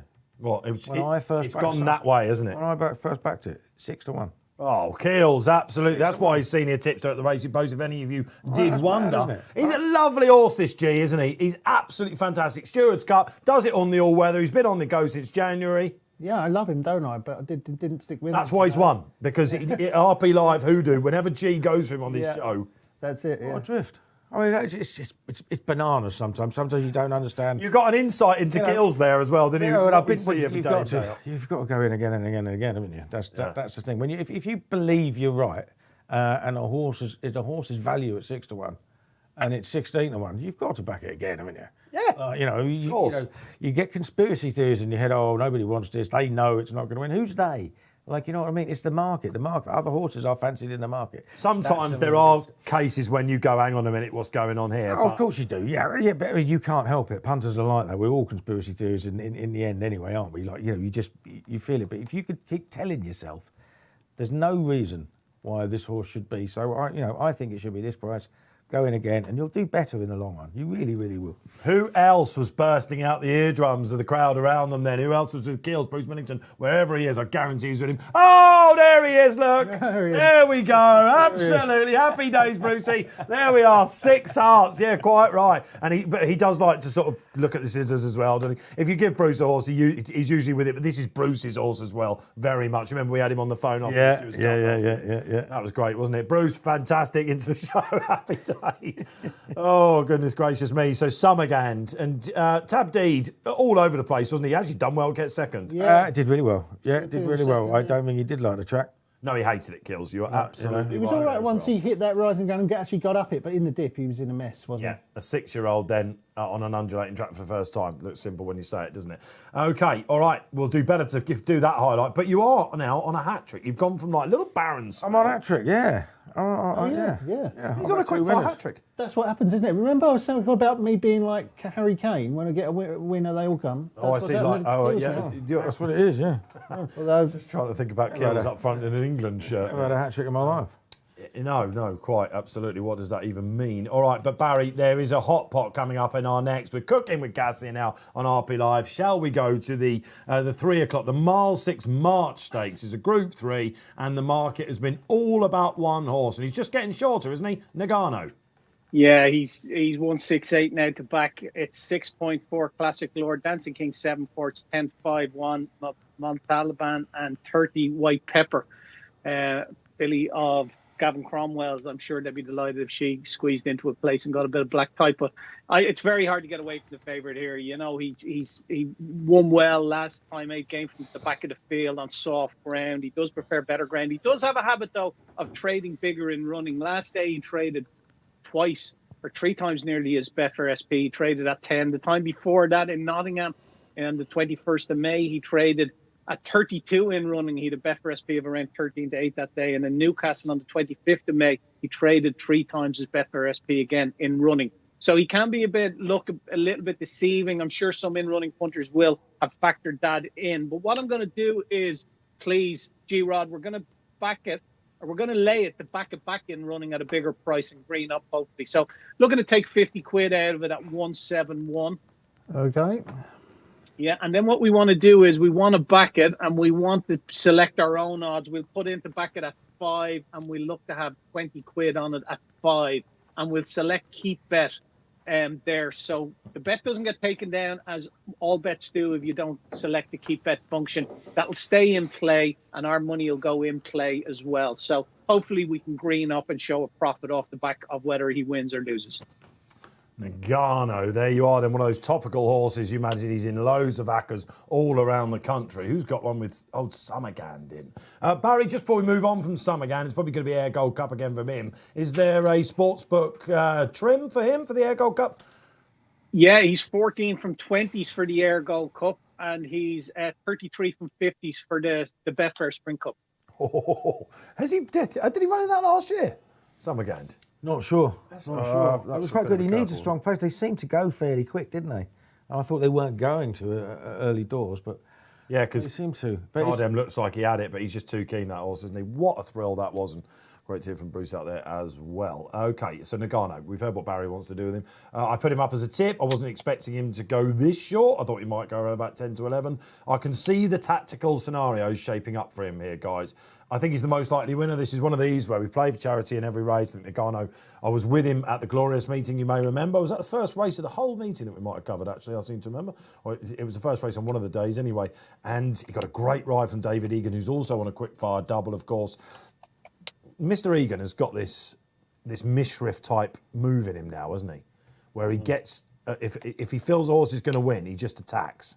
And he did that on Nagano. Nagano definitely idled towards the finish. He won't be doing that here, I don't think. I think he'll sit off them. He'll hope that Classic Lord, Dancing King, Juan de Montalban, and even White Pepper, the outsider, you know, for Gav Cromwell, Frankie Dettori, anyone on that, they'll be going at each other and coming late. I think he will, and he'll probably see it out. I think Nagano is very much the most likely winner. I've got a soft spot, or a growing soft spot, as it were, for Classic Lord.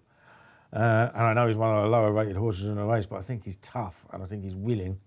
And I think he's one of those horses that if Usher Murphy can get him out there and be somewhere near the lead, he might be one of those that's hard to pass because he'll keep. Has won here at Goodwood as well, hasn't he? He's won here before, yeah. He's got to make a big jump. I mean, he's only improving in small steps rather than leaps at the moment. But I've got a soft spot for him. I think he's going to win a decent race at some point. Do you think they were surprised he only got £3 for last time? No, it's a short. It's a small field race. We gave an RPR of 100, didn't we? Yeah. I mean, he's only up £3 to 90. Yeah, I mean, our handicapper suggests he's got less to find than the official handicapper, and that's Rodders. That's like it. Oh, there's someone. I hope you're right, Rodders. So, shall we go to the Racing Post handicapper of stayers to tell us why this chap only went up £3? You think it was much better than that? No, I thought it was going to go up a lot more than £3 because there was a big gap back to the third, wasn't there? I think it's 6.5. Annandale he beat him. I think I was thinking somewhere in the region of 93 that he would go to, thinking that if we get him at 93 and we give him an RPR of 100, that still gives him a chance of coming out top in handicap next time. Do you know what price he is for the set? No. He's short. He is pretty short. So are we looking at a... Yeah, I mean, he'd borderline getting off 90. He just squeezed in last year. Always surprises it equates you to 80, how low you can be and get in it. You get £10. Yeah. Like, you know, so horses rated 80 got in it last year. But There are 30 runners in it. So. Yeah, 34, I think he was number 78 when I looked. And which is like, you know, so obviously there are other forfeit stages before then. So That's the target, isn't it? Sure. yeah, He's I mean, the Irish legend. you know, he gets Arsenal a win, he's up. You know, he gets a £4 penalty and he's almost certainly in. But again, a bit like Royal Scimitar, if you want to get in that race, what are you doing running in a group race instead of a handicap off a mark of 90? Yeah, it's a weird move. You know, so it is a strange move. But like I said, he's in the ledger, so maybe there are thoughts about him being a little bit, you know, a fair bit better than his mark. Anyway, I'm hopeful that he is. It would be, you know, a far smaller bet than Euraras's and smaller even than Summergan. But, you know, as far as I'm concerned, it'd be a token play for me. Because Nagano's £11 clear, isn't he? And if he stays, he probably wins. You know, if he stays and if everything goes right for him, and I appreciate everything you said about David Egan. I think he's very, very good. The race that Classic Lord was second at Sandown is probably the race that Melrose and I liked the most this season. Well, Vino Victrix. I'm not in this Melrose joke. It's like he says Keith Melrose's name, like he's got a hyphen in the middle. right. Now, bearing in mind he worked like Melrose, like there's some sort of, I don't know, character out there called Melrose. People think that his name is Mel. Rose. I know. Basically, Vino Victrix is also that we really like. Classic Lord won next time. Dancing Harry won next time. Yeah. Noonday Gun's gone on to finish really close up in listed race, I think, and even General's Off's run well since it was only a 5-runner race at Sandown, but it was a really good race for a handicap. But of course, it was only a Class 4 handicap, and this is a Group 3 race, so it's a completely different kettle of fish, isn't it? So the handicap of the Racing Post. This has Yes. been the one race on the show that you were like, oh, I'm going to nail this one. No, this is the one race on the show that I decided I wasn't going to have a bet in. Oh, okay. No, Why? there's two actually, but this was one of them. And is it because Nagano's too Well, short? I think Nagano will win. Obviously, he's miles clear on our figures, and he should win if our figures are right, and our figures are always right, of course, because I do them. Right. Well, okay, there might well be some people who take umbrage, but I just looking at it, right, how many times does Frankie Dettori ride complete no-hopers? Does he bother turning up for 2 rides today? Gav Cromwell, of course, won the Queen Mary. Yeah, I like Gavin Cromwell really a lot. He's had a couple of rides already at Goodwood, but I mean, Dettori's got 2 rides left there. The first 2 have run rubbish. He's got 2 rides left. One of them's this apparent no-hoper, White Pepper, and the other one's another apparent no-hoper, Stormy Antarctic. So, I don't know. When I see Frankie Dettori, Gavin Cromwell, and then I look by and I see 28 to 1, I'm thinking, just alarm bells ringing. I know that RPR of 72 and 80 and miles off, but you see, these aren't my figures, you know, because these runs were all in Ireland, so one of our other lads would have done these figures. Should we go to Barry and ask? Let's have a word, Barry, on White. Yeah, she's a filly, and they're just hoping for a little bit of black pipe. That's all. There you go, and they got Frankie. You couldn't get, like, all you need is a couple of days to underperform, and she sneaks into 3rd spot, and she's got Group 3 place, black pipe. You half wonder whether Gav Cromwell might have Frankie in mind something a little bit later on, don't you, potentially as well? So. I don't know, you just think to yourself, was Gav got on the phone to Frankie and said, oh, Frankie, come ride this one, we're just trying to When get Henry into de Bromwich third." came over to Sandown with Lismore, we haven't seen Lismore since. Well, this is it. Yeah, it was Brigadier Gerard Day. I was there. It was too close to Cheltenham for the tears For me, I just thought, this has got no chance. And then suddenly, the next thing I know, I've walked past Henry de Bromwich. I thought, well, I'm going to back this. and there you go. He's come over to Sandown. You all had it off during on that COVID. day, We all had it off. Yeah, he's come over to Sandown during COVID for a rank outsider in a race. One race, one runner as a rank outsider. It was just one of those. Bought for jumping off Prescott, wasn't it? It was, it wasn't a massive bet, but I mean, it's. Sometimes you get these small field races, they go tactical, and you don't get the result you're expecting. So, well, I think us British lads on the panel are now just getting so fearful of just getting whacked by every Irish runner that comes Reared over. its head again this week, guys, We're starting to think to ourselves, Irish versus English handicapper. Apparently, there's been a task I can force. tell you she's no chance, G-Rod, so we can put a line through this one. We can put another 0 on it, can't we? I'm looking forward to this. you care, does I'll tell you what, the moment you said that, Barry, it went from 50s into 33s on the exchange. Someone thought this is too it's typical. got no chance, and he's clicking away there. Absolutely, sod's law is the biggest thing in wagering, isn't the it? day All I right, okay. care where a horse is trained when is the day I lose the plot altogether. If I fancy a horse, I fancy a horse.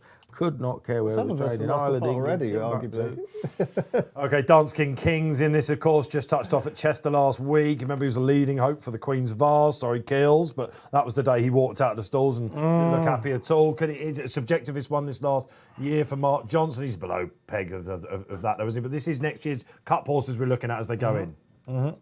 Yeah, it could be. Yeah. Juan de Montalban as well, another course winner in here. Oshie Murphy rode him to 2 victories for Andrew Balding. Whopping price tag. He's gone to David O'Mara, and he jumps out in around about second spot as a surprise.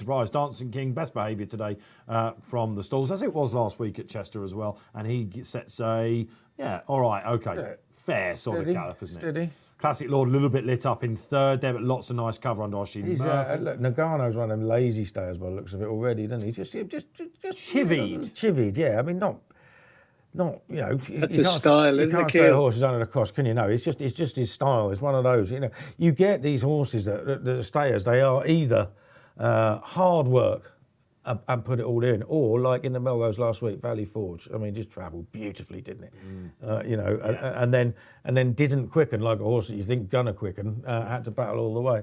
But you know, some of them are travellers, some of them are much harder work, and it looks like Nagano is one of them. Yeah, and it's interesting for David Egan, this, isn't it? Because you've got to try and get him interested, but you don't want to light him up, G. Yeah, I'm just watching Dancing King. He just sort of jinked away from the rail there for a second, seemed to get distracted by something. But Classic Lord's travelling very powerfully. Yeah, he's not isn't happy, is he? He's not. The jockey on Dancing King is not The happy. saddle slipped maybe or something. Maybe, yeah. Slipped a bit forward. He seems to What's he be. gone on out to Betfair? He's still sort of all right, isn't he? Yeah. Okay, so they steadied it down a little bit on the far side, and it's still Dance King. Juan de Mantelman. Was it 400,000 guineas David O'Mara inherited this chap? And I think there's some big staying prizes in him down the line. Classic Lord, no messing around from Oshie Murphy today, no tactical affair. And Nagano, we said beforehand, I thought the tactical setup might work out nicely for this one. And Frankie, on the outsider, no chance. And then into 33s, right out the back. Will she pick up some back time? We'll find out. Started last and hasn't improved their position yet.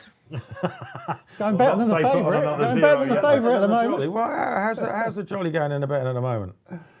It's still odds on, would you believe? I can't Still odds believe on. it that she hasn't touched evens. 182 favourite Nagano. Okay, all right, that might change in a We're minute. I think. expecting the fav to finish They're then. turning in then. All right, and it's Dancing King, still the one to pass. He's catching the eye, Juan de Montalban. We know he goes well at this track. Oshie Murphy told us yesterday, myself and Kills, wasn't sure if he absolutely loved it when winning, but he's absolutely fine at the moment. Here comes Nagano then. This is what David Egan did when winning at the Glorious meeting. Pulled him wide, got him with a sweeper. Classic Law's the one that catches the He eye. is catching the eye. He's not a horse that has quickened before. wins this, so doesn't I'm a Is he little going to bit- get in trouble here, I'm a little Dave? bit worried. Oh, where's the cutaway? That's what. Oh, Oshie's got his gap now. He's trying to go Have for you it. got your gap? Is he going to Jack get Mitchell no, he's keeping not- him in he's on not- Juan de Montalban. Barry was absolutely right about White Pepper. Is Nagano going to finish? Okay, Here Nagano, he this is comes. where we find out. Roger Varian thinks he'll stay. It's between the two of them. Classic Law's not to pick up at all. Nagano then, he idled at Glorious Goodwood. He's inside the final furlong. Dance King, is he going to come out second best? What's the machine saying? He's going low. Dance King's coming back on the rail. Call it, Keels. Who's going to get up? Oh, he's going to win, Dance King. It's going to be Dance King. He's just outstayed him. Barry got it right. Took on the favourite.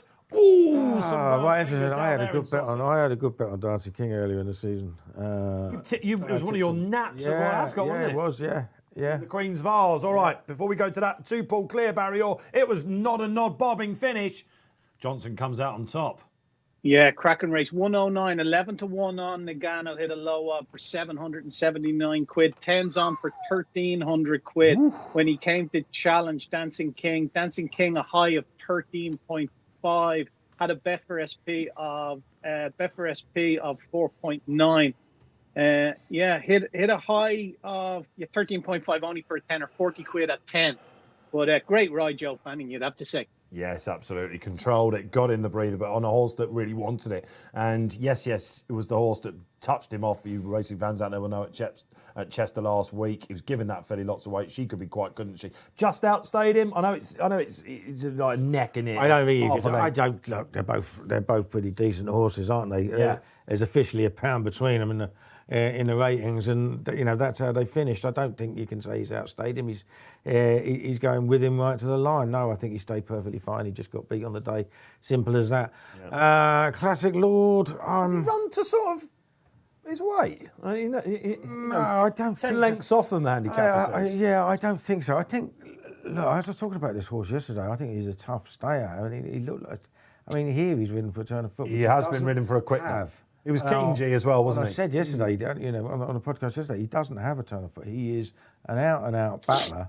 And obviously, if you're going to wait on a horse like that to get a run, then you ain't going to get one, because you ain't going to be fast enough to go through it. So I wouldn't give up on him. He's not that level yet. Okay, all right. Don't give up on Classic Lord, but Cesarewitch, not sure about that. Dancing King is in the Cesarewitch barrier. Has the sportsbook reacted at all? Yeah, we certainly have. Just let me give it to you now. Dancing King is 16 from 25s for the Cesarewitch. Does that make any appeal? Handicapping expert? Not particularly, no, although I will be having a word with Mel Rose after this. What, good old Mel? Yeah, because I was keen to be a lot more positive about this one's run last week at Chester behind Yes, Yes, Yes. And he pulled me down £3. I wanted to go 99. He said, no more than 96. And I think that warrants my 99 now, Dave, don't you? I'm not going to disagree with you, G. No, don't. It's a good idea. We've only got half an hour left. I'm definitely not going to disagree with you. All right, absolutely fantastic. I'm hearing that Evan Nierenberg had the winner in the chat as well. He's one of those horses, isn't he? In fact, Kills, let's just talk about this winner because we've got 10 minutes to the Bullet coming up at Beverly. He's sort of surprised everyone because when he went 1-1-1-1-1, you thought, hang on a minute, we've got one here. He's going for the Queen's Vase. Could this be Subjectivist Mark 2? He's won the same race that Subjectivist has won. What are we looking at here? Because he's still quite raw, isn't he? He misses the break sometimes. He is quite raw. He obviously stays very well. His game, and he's got some decent form to his name. I mean, obviously.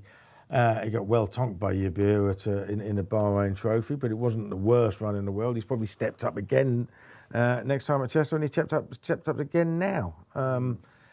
What do you think? Handicap it for me, Kills. What do you think? I wouldn't say he's a subjective. I'm saying it's a PB by about £3. How well in is he going to look if he goes to the Cesaro? What does he get? A £3 penalty? It'll be a £4 penalty. £4 penalty. So he's going to go up higher than 104, isn't he?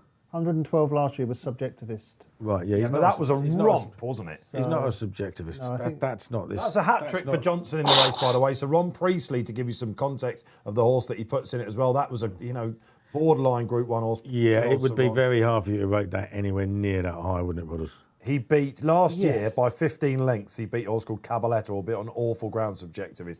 This year's Gold Cup winner. You'd be looking at the last sort of 5 or 6 years of it, 112, 109, 101, 109. I can tell why Mel Rose has to sit on these Zoom calls because you just go all over the place, wouldn't you? Yeah. You'd go skyrocket. There was a race earlier in the year. Near 101 with that one. I don't think that's 101. It's higher, but got to go higher than 101. Yeah, but you're far nearer that than you are. I think you are. But there was a race early in the season where Melrose is off. Like he's off for the next 2 weeks, which means I get free rein on the. We're going to see a bit of you, by the way, aren't we? In September, I'm delighted. Because this fella's away. So I'm glad you called him fella there. I thought you were going to call him something else. Big fella. Yeah, but. What was I saying? No, when Melrose is away, I get free rein on it. And you watch. Watch out for some inflated RPRs out there. Some of the weird marks that come out now. All right, well, that was a thrill, wasn't it? We've got one more to come at Goodwood. It is the Celebration Mile, but shall we go to Beverly then? This is what you called the race of the day on terrestrial television, Keels, to me yesterday. Yeah, I had a real fancy in it, and it's an on-runner, unfortunately. Hurricane Ivor doesn't go, Barrier. That means that it's wide open, but I still think Dakota Gold would have been favourite anyway. Yeah, Dakota Gold, your favourite. Just at the moment, last year's winner ahead of the 2019 winner, Judicial. So it's 5-1, 5-2. You can't separate them at the head of the market, to be perfectly honest with you. 7-8 significantly. It's Marvellous. 8-4, 10-5. Lampang, just another bottle 10, and it's 18 bar. I'm going to chance the Rag of the Field. Show yourself. She's done her last 3 wins have all been in Beverly. And I love an improving filly. I love the angle. Now, she's no business on ratings getting involved here at all. And the jockey, friend of the show, Stefan Serci, he can't claim his 5 here either. But I love that the connections have stuck with him as well, regardless of that. and he's kept the ride. She started off winning off 67. She's rated 80 now. She's 20 odd pounds, 30 pounds to find with some of these. But I think she could run well. She'll blast out in front and she could last home. It's quite a funny track, Beverly, as you guys have mentioned earlier. So 4 places, please, G-Rod. We're going to look at back her in 4 places. She's currently 5.9. We'll have 25 quid on in the 4-place market. And we'll also have, we'll back her in the win market. We're going to back her, though, at Betfair SP. Okay. In the win market. So in the place market, 4 places, 25 quid, and Betfair SP. So click on the blue box, the SP, and just populate that with your stake. And this could be one that could drift out to a pretty sharp price. But I think she could run into a place here and outrun the odds, which she currently is, of 44 on Betfair on the win market. Oh, the outsider of the lot then in the bullet. It's that sort of race, isn't it? A Beverly specialist. Show yourself. She's James no white Tate. pepper, hopefully. She's no, you called that one absolutely right as well. A little bit more spicy than the outsider we just saw at Goodwood then. All right, from stall 7. What do we make of that, guys? Definitely a pace angle. Yeah, good pace angle. I think, you know, I'm disagree with what if they go too fast, they will stop there. I'm quite a fan of Judicial now at the head of the market over Dakota Gold because the ground is fast and he wants that. And I know Dakota Gold's hacks on anything, but I think I would be more keen on him with a bit more cut. And of course, Judicial ran really, really well when winning last time as well. So he's in form. So I take him as those. If you want to back an outsider, I suggest having a little go at Wise Words. The other Tate horse. Yeah, I think this is a horse that really wants a really, really stiff 5 furlongs, which is what she. All it does in its races is finish. Yeah. She always really finishes. She was 4th a couple of starts ago to keep busy. It probably wasn't the strongest listed race at Ayr, but she was really strong at the end, and she just didn't get a clear run. And she's run really well. She ran really well at Sandown last year or the year before. Or did she? No, not Sandown. Yes, it was. She was 4th in the listed race at Sandown, the Scurry. And again, finishing strongly, stiff track. I think she'll run a big race at a price.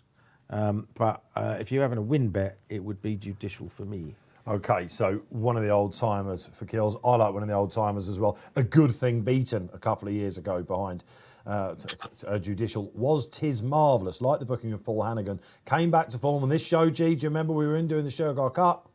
You remember me that day, didn't you? No, I don't think I was. Was there a cardboard Whatever it cutout? was. Were you in for that? Are you sure? No. No, it wasn't Tom thing was in. Was it? Yeah, okay. It was TC, all right. Well, the reason why I remember it, because I was eyeing. And I love this chap. He's one of my favourite sprinters out there. He needs 5.5 furlongs. One of the owners, Steve Barrow, Watford fan like me. And that's why they always aim him at the show. Ascot is his track usually because it's that finish. And second in a Wokingham to... what was the horse he was second in Wokingham to? Roger Varian's won a couple of years. Cape Byron. Hold on. How do you know he needs 5.5 furlongs? Because that's what they think. They think he's caught between 5 and 6 furlongs. Right. They think 5.5 furlongs is ideal for him. So they want to go the stiffest 5 they can get. Hence, yeah, absolutely. If you ever see him at, I don't know, someone like Epsom, he's having a run. Let's put it that way. But he never goes there. You know, he is a stable favourite. And Clive Cox having a good afternoon, isn't he? Paul Hannigan on stall 6. I think that is absolutely ideal. There's pace all around him. The way he travelled last time at Ascot, he got to the front too soon, and what we thought might have been the wrong side, he still pulled it out the fire. 'Tis Marvellous to atone for that luckless defeat a couple of years ago. Graeme Rodway. Yeah, decent. Go on, you wanted to say something to me throughout all of that. Go on, bat it back at me. Come on, I could see him. He's bursting to say it. That's why I was talking so quickly. You couldn't get it in. Well, no, I was just reminded when you said he needs 5.5 furlongs, it just reminds me I was talking to someone the other day and I said this horse needs such and such. And he said to me, how do you know that he needs 5.5 furlongs? Did you ask him? Could you not answer that question then? Did you fluff your lines when you were answering that? And Well, it just made me think, did the horse tell the owners that he needs 5.5 furlongs, or is this just a conclusion that they've come to We know he didn't tell the owners. I'm glad he didn't say he's crying out for it. Yeah, right, there's another Well, cliche. you weren't talking literal terms, obviously. No, not literal terms. I looked at this race. I didn't think the draw was as important as a lot of people make it out to be. My horses have won this from 9. Tangerine Trees, Take Cover won it from 9. There was a winner from 8. I think Dakota Gold last year won it from 8. So I don't think the draw's massive, but 5 of the last 10 winners made all. And front runners have completely dominated the race in the last 10 years. I think front runners, horses that you, Barry? had done 80% win of their rivals. You can hear Barry having a little stretch there. It's always when G goes on as well. I don't want to let you know that, G, but we can hear it. Another one of the G-Rod's madcap theories. Barry's like, oh. I've heard of No, these. that's not what happened. That's not what happened. I hurt my back and put my back out. So that's all it was. I bet after this he gets up, starts going. It's horrible getting old, isn't it, Buzz? Yeah, it absolutely is. I'll tell you what, he's been out playing golf as well, so if you believe that, you'll believe anything. All right, so come on. Let's get the tip out of the way, because we've gone for some hearty, tried and tested sprinters. You've gone for another Escobar. Yeah, front runners have dominated the race, but I'm going to go for a hold-up horse, Lampy. Lampong, not Lampy. Yeah, Lampy. Yeah, I don't know why I call him Lampy. Yeah, Why? because he's my mate, Lampy. Wait, why is he your mate? I mean, he's won once in about 40 starts, hasn't he? Yeah, no, Lampang, he's a funny horse, isn't he? But I just think that this race might suit him. He's drawn among a cut of the speed, isn't he? He thinks stall 3 is significantly. Stall 1 is just another bottle. They'll be blasting away. Dakota Gold will be blasting away from stall 10. And Lampy is just going to slot in behind in stall 2. Now, he usually runs over 6. This stiff 5 might suit him. Yeah. And Fallen out of the traps last 2 starts. yeah, having made the case that you absolutely must front run and you can't win from off the pace. You're a little bit bonkers, aren't you? I have a feeling. You've come up with some great stats today and then tipped against them both times. That's the way I operate. Yeah. This is what I have to deal with on a weekly basis. Having made the case that front runners dominate the race, I think that this might be won by. I was going to sort of smooth you out of that one by saying the sprint track can be a little bit different from the, because you were talking round track earlier, weren't you? But no, seemingly just putting yourself in it anyway. I think I was talking about any track, wasn't I? I don't know. No, I think it's Anyway, they're nearly all in, and Lampy's going to win. All right, Lampong it is. Good luck with playing in the bullet then. Good job there are no windows in this studio, because if that wins, I will be jumping out of one. Well, what's in stall 1? Because he's not enjoying his time. It's just another bottle. Did not like it in the stalls, but he's come out absolutely fine. The great St Wilfred winner from 2 weeks ago, of course. Barry Orr's big pick in that. And he is the hare for Lampy to catch. However, he's not going to lead, because Barry Orr said that probably Show Yourself would. She's absolutely pinged out. Dakota Gold's got on the back of that. Tis Marvellous just in behind. Lovely picture of him. His old rival Judicial there. Tarbouche a little bit keen. What's out the back? Dandala and Wise Words not really going. Ostilio right out the back. Keels. I think they're going really, really hard here. Lickety split, G, aren't they? Yeah, it looks like they're going real fast in front. Will they come back here, Dave? Well, we're about to find out, because Barry Orr's outside of the lot. Will she fill her lungs? Could it be his old rival? Tis Marvellous needs a run. Come on, Tis Marvellous, you can get through that gap, can't you? Come on, you can do it, Paul. There's your gap. This is where they come back. Old rival Judicial there. But this looks like it might be Tis Marvellous's race. What price is he going? He's going really low. Come on, the old boy, you got this. Steve Barrow says, aye, the owners are out there today. Away he goes, the 7-year-old. Delighted to see that. 3 years ago, it was a nightmare in the race for him. He atones. Barry Orr. Yeah, it is marvellous. He's a Betfair SP of 10, so he's a 9-to-1 chance. He's traded at a high in running 17.5 for small money, just for a fiver. Your runner-up, what was the other horse there that showed up well for a long way? Another bottle, I think. Just your old bait. Show Yourself. That didn't trade too low. No, just another bottle. Oh, just another bottle. Yes, sorry. The horse that won the Great St Wilfred. That ran another blinder, considering didn't get a soft lead up front the way he did in the Great St Wilfred. 2.04 for 869 quid.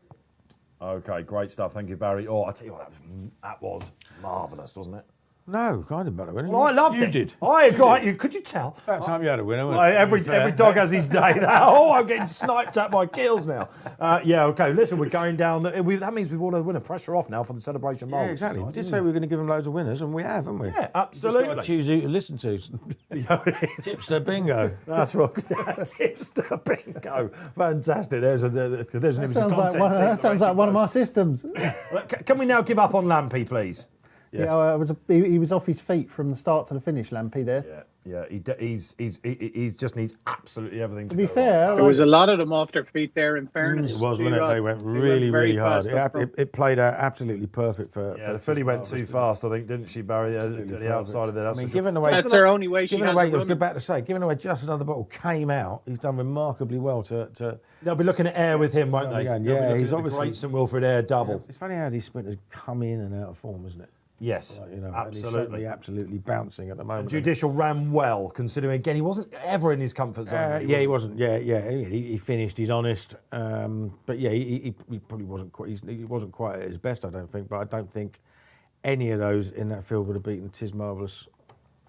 The way that race panned out is won very, very easily. Yeah, we are finishing strongly here on Racing Post Live. We've got one more coming your way. It's the what a lot of people will be calling the feature race of this wonderful Saturday in August. The front of the Racing Post today, Celebration Day, of course, and Ben Battle and Oisin Murphy will be the favourites there. But before we do that, let's have a little chat on the panel, shall we? It's been a big news week, guys, hasn't it? There's been a lot, and G, I must say, we've been quite looking forward to your return to this studio because we've all had our say on it, and Barry's going to have a say on it now as well. What topics do we pick? I mean, you've had the one meeting rule's been confirmed until the end of 2022. How does racing mark itself? Self-doubt problem, a lot of people saying, just get the best horses against each other. What's the problem? Just enjoy the sport more. But then, of course, in the background, they've, AP McCoy has done a piece with our very own James Stevens earlier this week saying, I can't wait to hear the roar back at Cheltenham.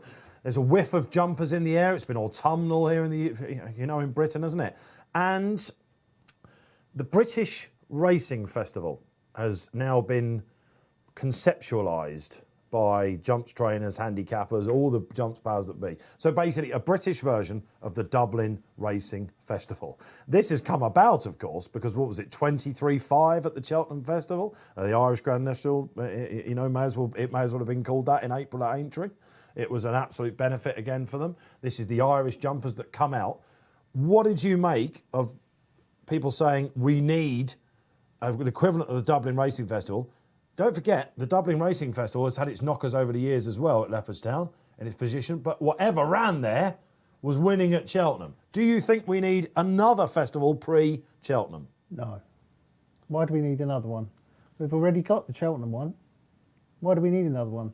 It's different in Ireland, isn't it? Because their big festival is at Punchestown, and that's almost in May. The Dublin Racing Festival comes up in February.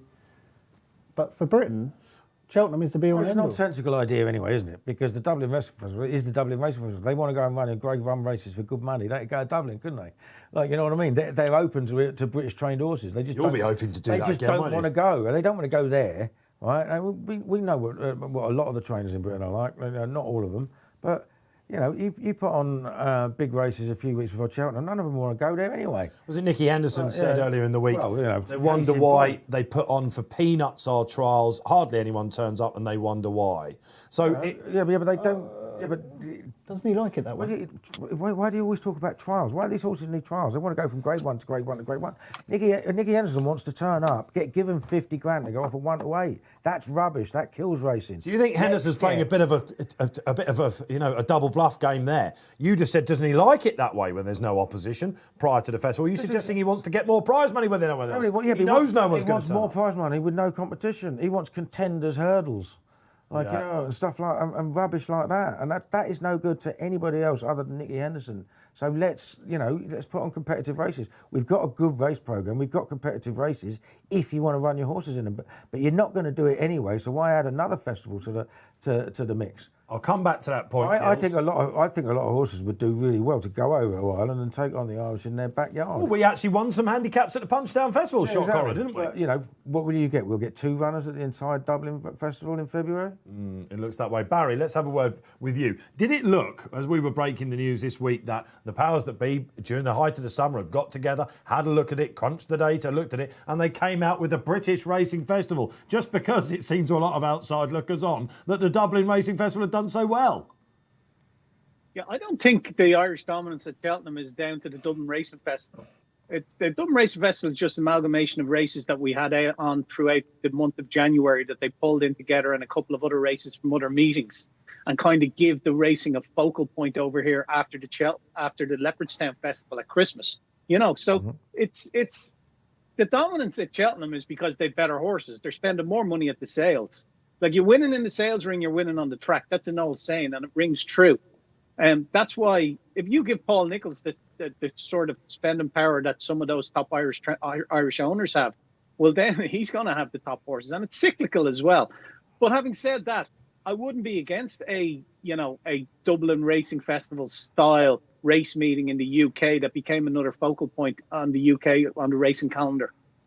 Because again, it would probably be Betfair Super Saturday in Newbury, and then the following Saturday we have the Betfair Ascot Chase. So it could probably be an amalgamation of those two cards. So I wouldn't be against that as a sponsor or as a racing fan. But whether it's badly needed, or it's definitely not the cause of the defeat that you suffered in Cheltenham this year. The Dublin Racing Festival is not the cause of that. The thing that would worry me is if you upgraded that Newbury meeting and put extra money into races like the Game Spirit, you'd get the same fields as you're getting now. Like, you know what I mean? You won't get what you're looking for, because this is just the way British trainers operate. Yeah. Okay. So it's a cultural thing that might. And again, it just makes it all about Cheltenham. Yeah. And Graham Giroux just said point, it there. It is all about Cheltenham. Like, when you look at the summer black program, it's not all about one meeting.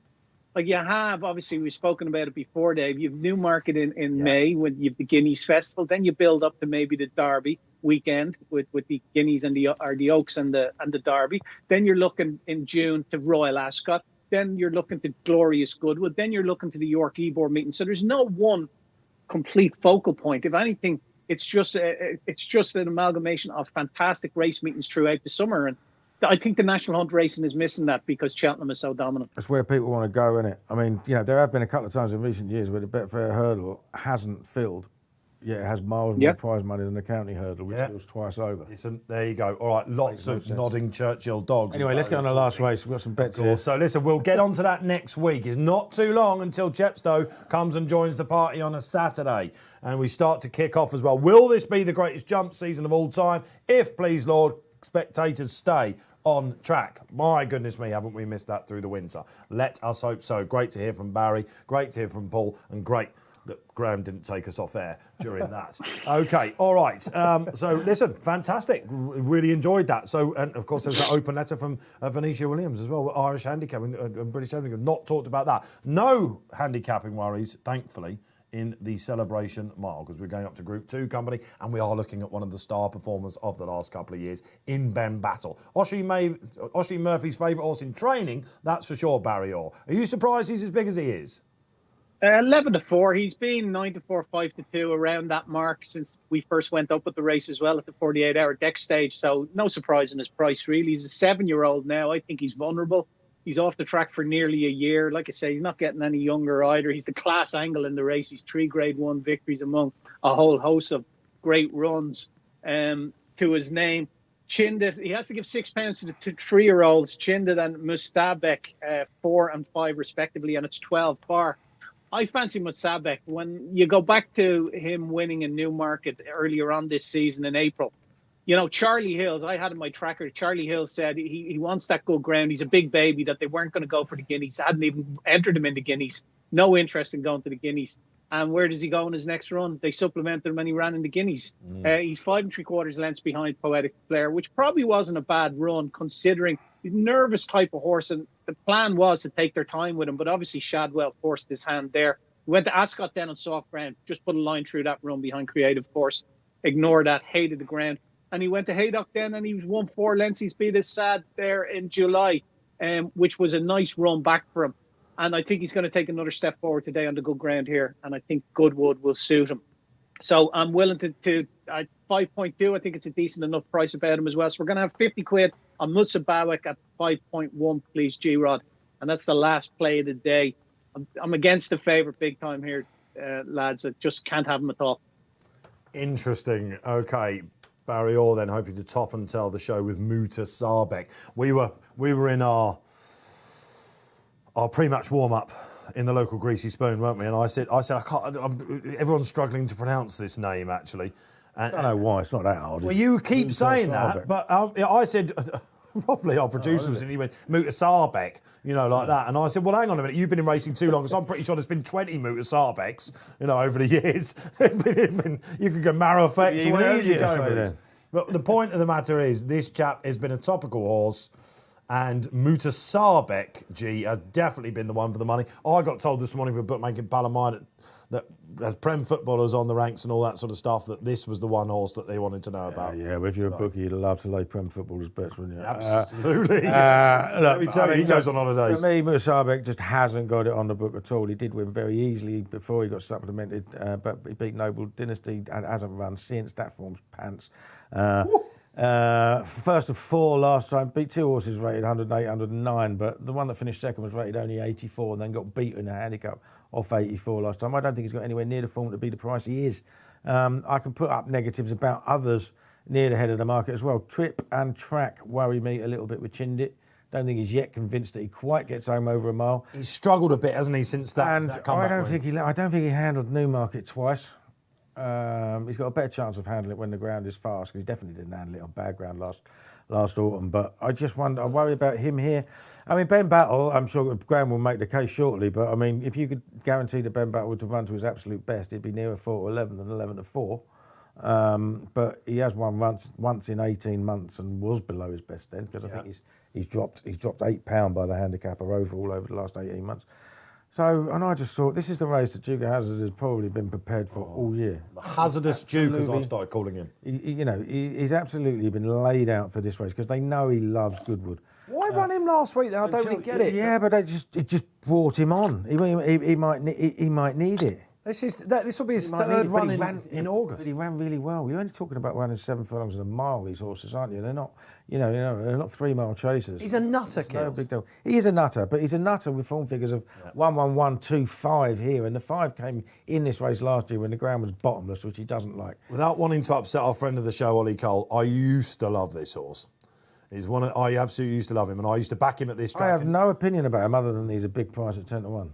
He's a thinker. I don't care. He's a proper thinker. A big price. And the other one who's drifted out to a very backable price is Perotto, who's doubled in prices. One of your friends. Another one. He's too big for what he is on the figures. He's miles too big.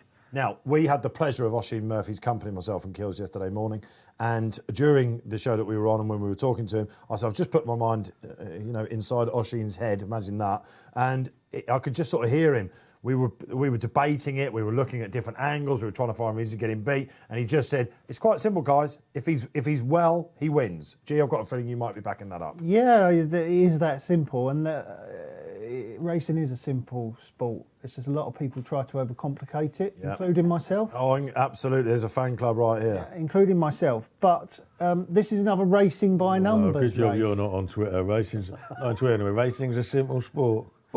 This is another racing by numbers race in that, it's a Group 2 race. To win a Group 2, on average, you need to run to 116. Ben Battle on his last 3 runs, last 4 runs, 118, 119, 119, 117. If you'd backed every horse that had run to that sort of figure last time out. Kevin Morley put this up in his trends column. I bet he has. 40% strike rate if you'd backed horses in this grade who had run to 116 or higher last time out. So that's only a profit of £10, so they all go off favourite, but Ben Battle is favourite. But he's a backable price for me. I wanted to tip the Hazardous Duke, but I couldn't bring myself to do it. It's a parachute cliff for me. Do you not think I've ended up on Ben Battle as well, and I just if the Duke wins, I will think of Ollie Cole getting richer and be happy about it. But I just can't bring myself to tip him. So I ended up on Ben Battle because I just thought, if it's this is a horse that's gone down under to take on Winks. And Oisin said yesterday, had he not had his injury problems, we would have had some worldy days out of him. Been a little bit unlucky in the Derby, Oisin's first Royal Ascot win, all that stuff. When he's on fire and the fresh angle is strong. Oh, the fresh angle is good. I mean, first run every calendar year that he's raced, he's won. But a lot of those were like January, February because he's in Dubai. Yeah. But he's also goes well fresh. But he's a 7-year-old. He's a 7-year-old who's had problems. 337 days. Is this the nap of the day, G? For a reason. Yeah, I just think this will win.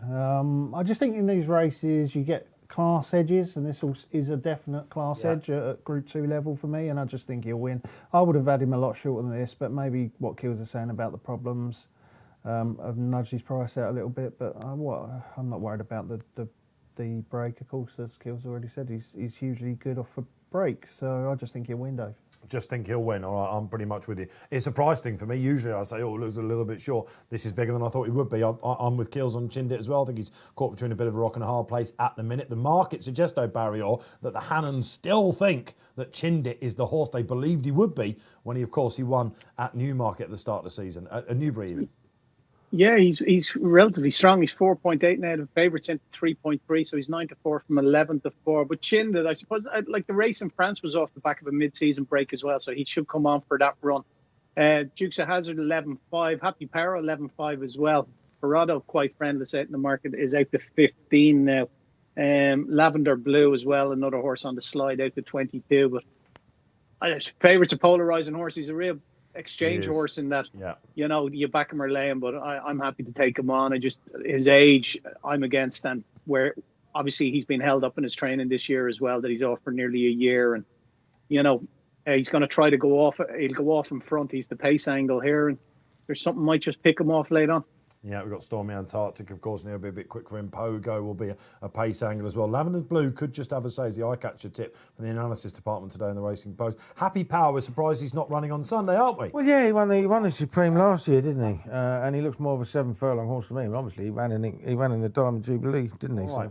Yeah, so that's tomorrow's feature race at Goodwood. Happy Power taking this. Oh, he's missed a break, Ben Battle, badly. Ben Battle has come out in last position, and you can see a spike immediately on the exchange, although he's steadied up, hasn't he? All right, so Pogo, he loves to bounce out in front, and he's doing that. Mutasabek is on the inside. Happy Power right up there as well.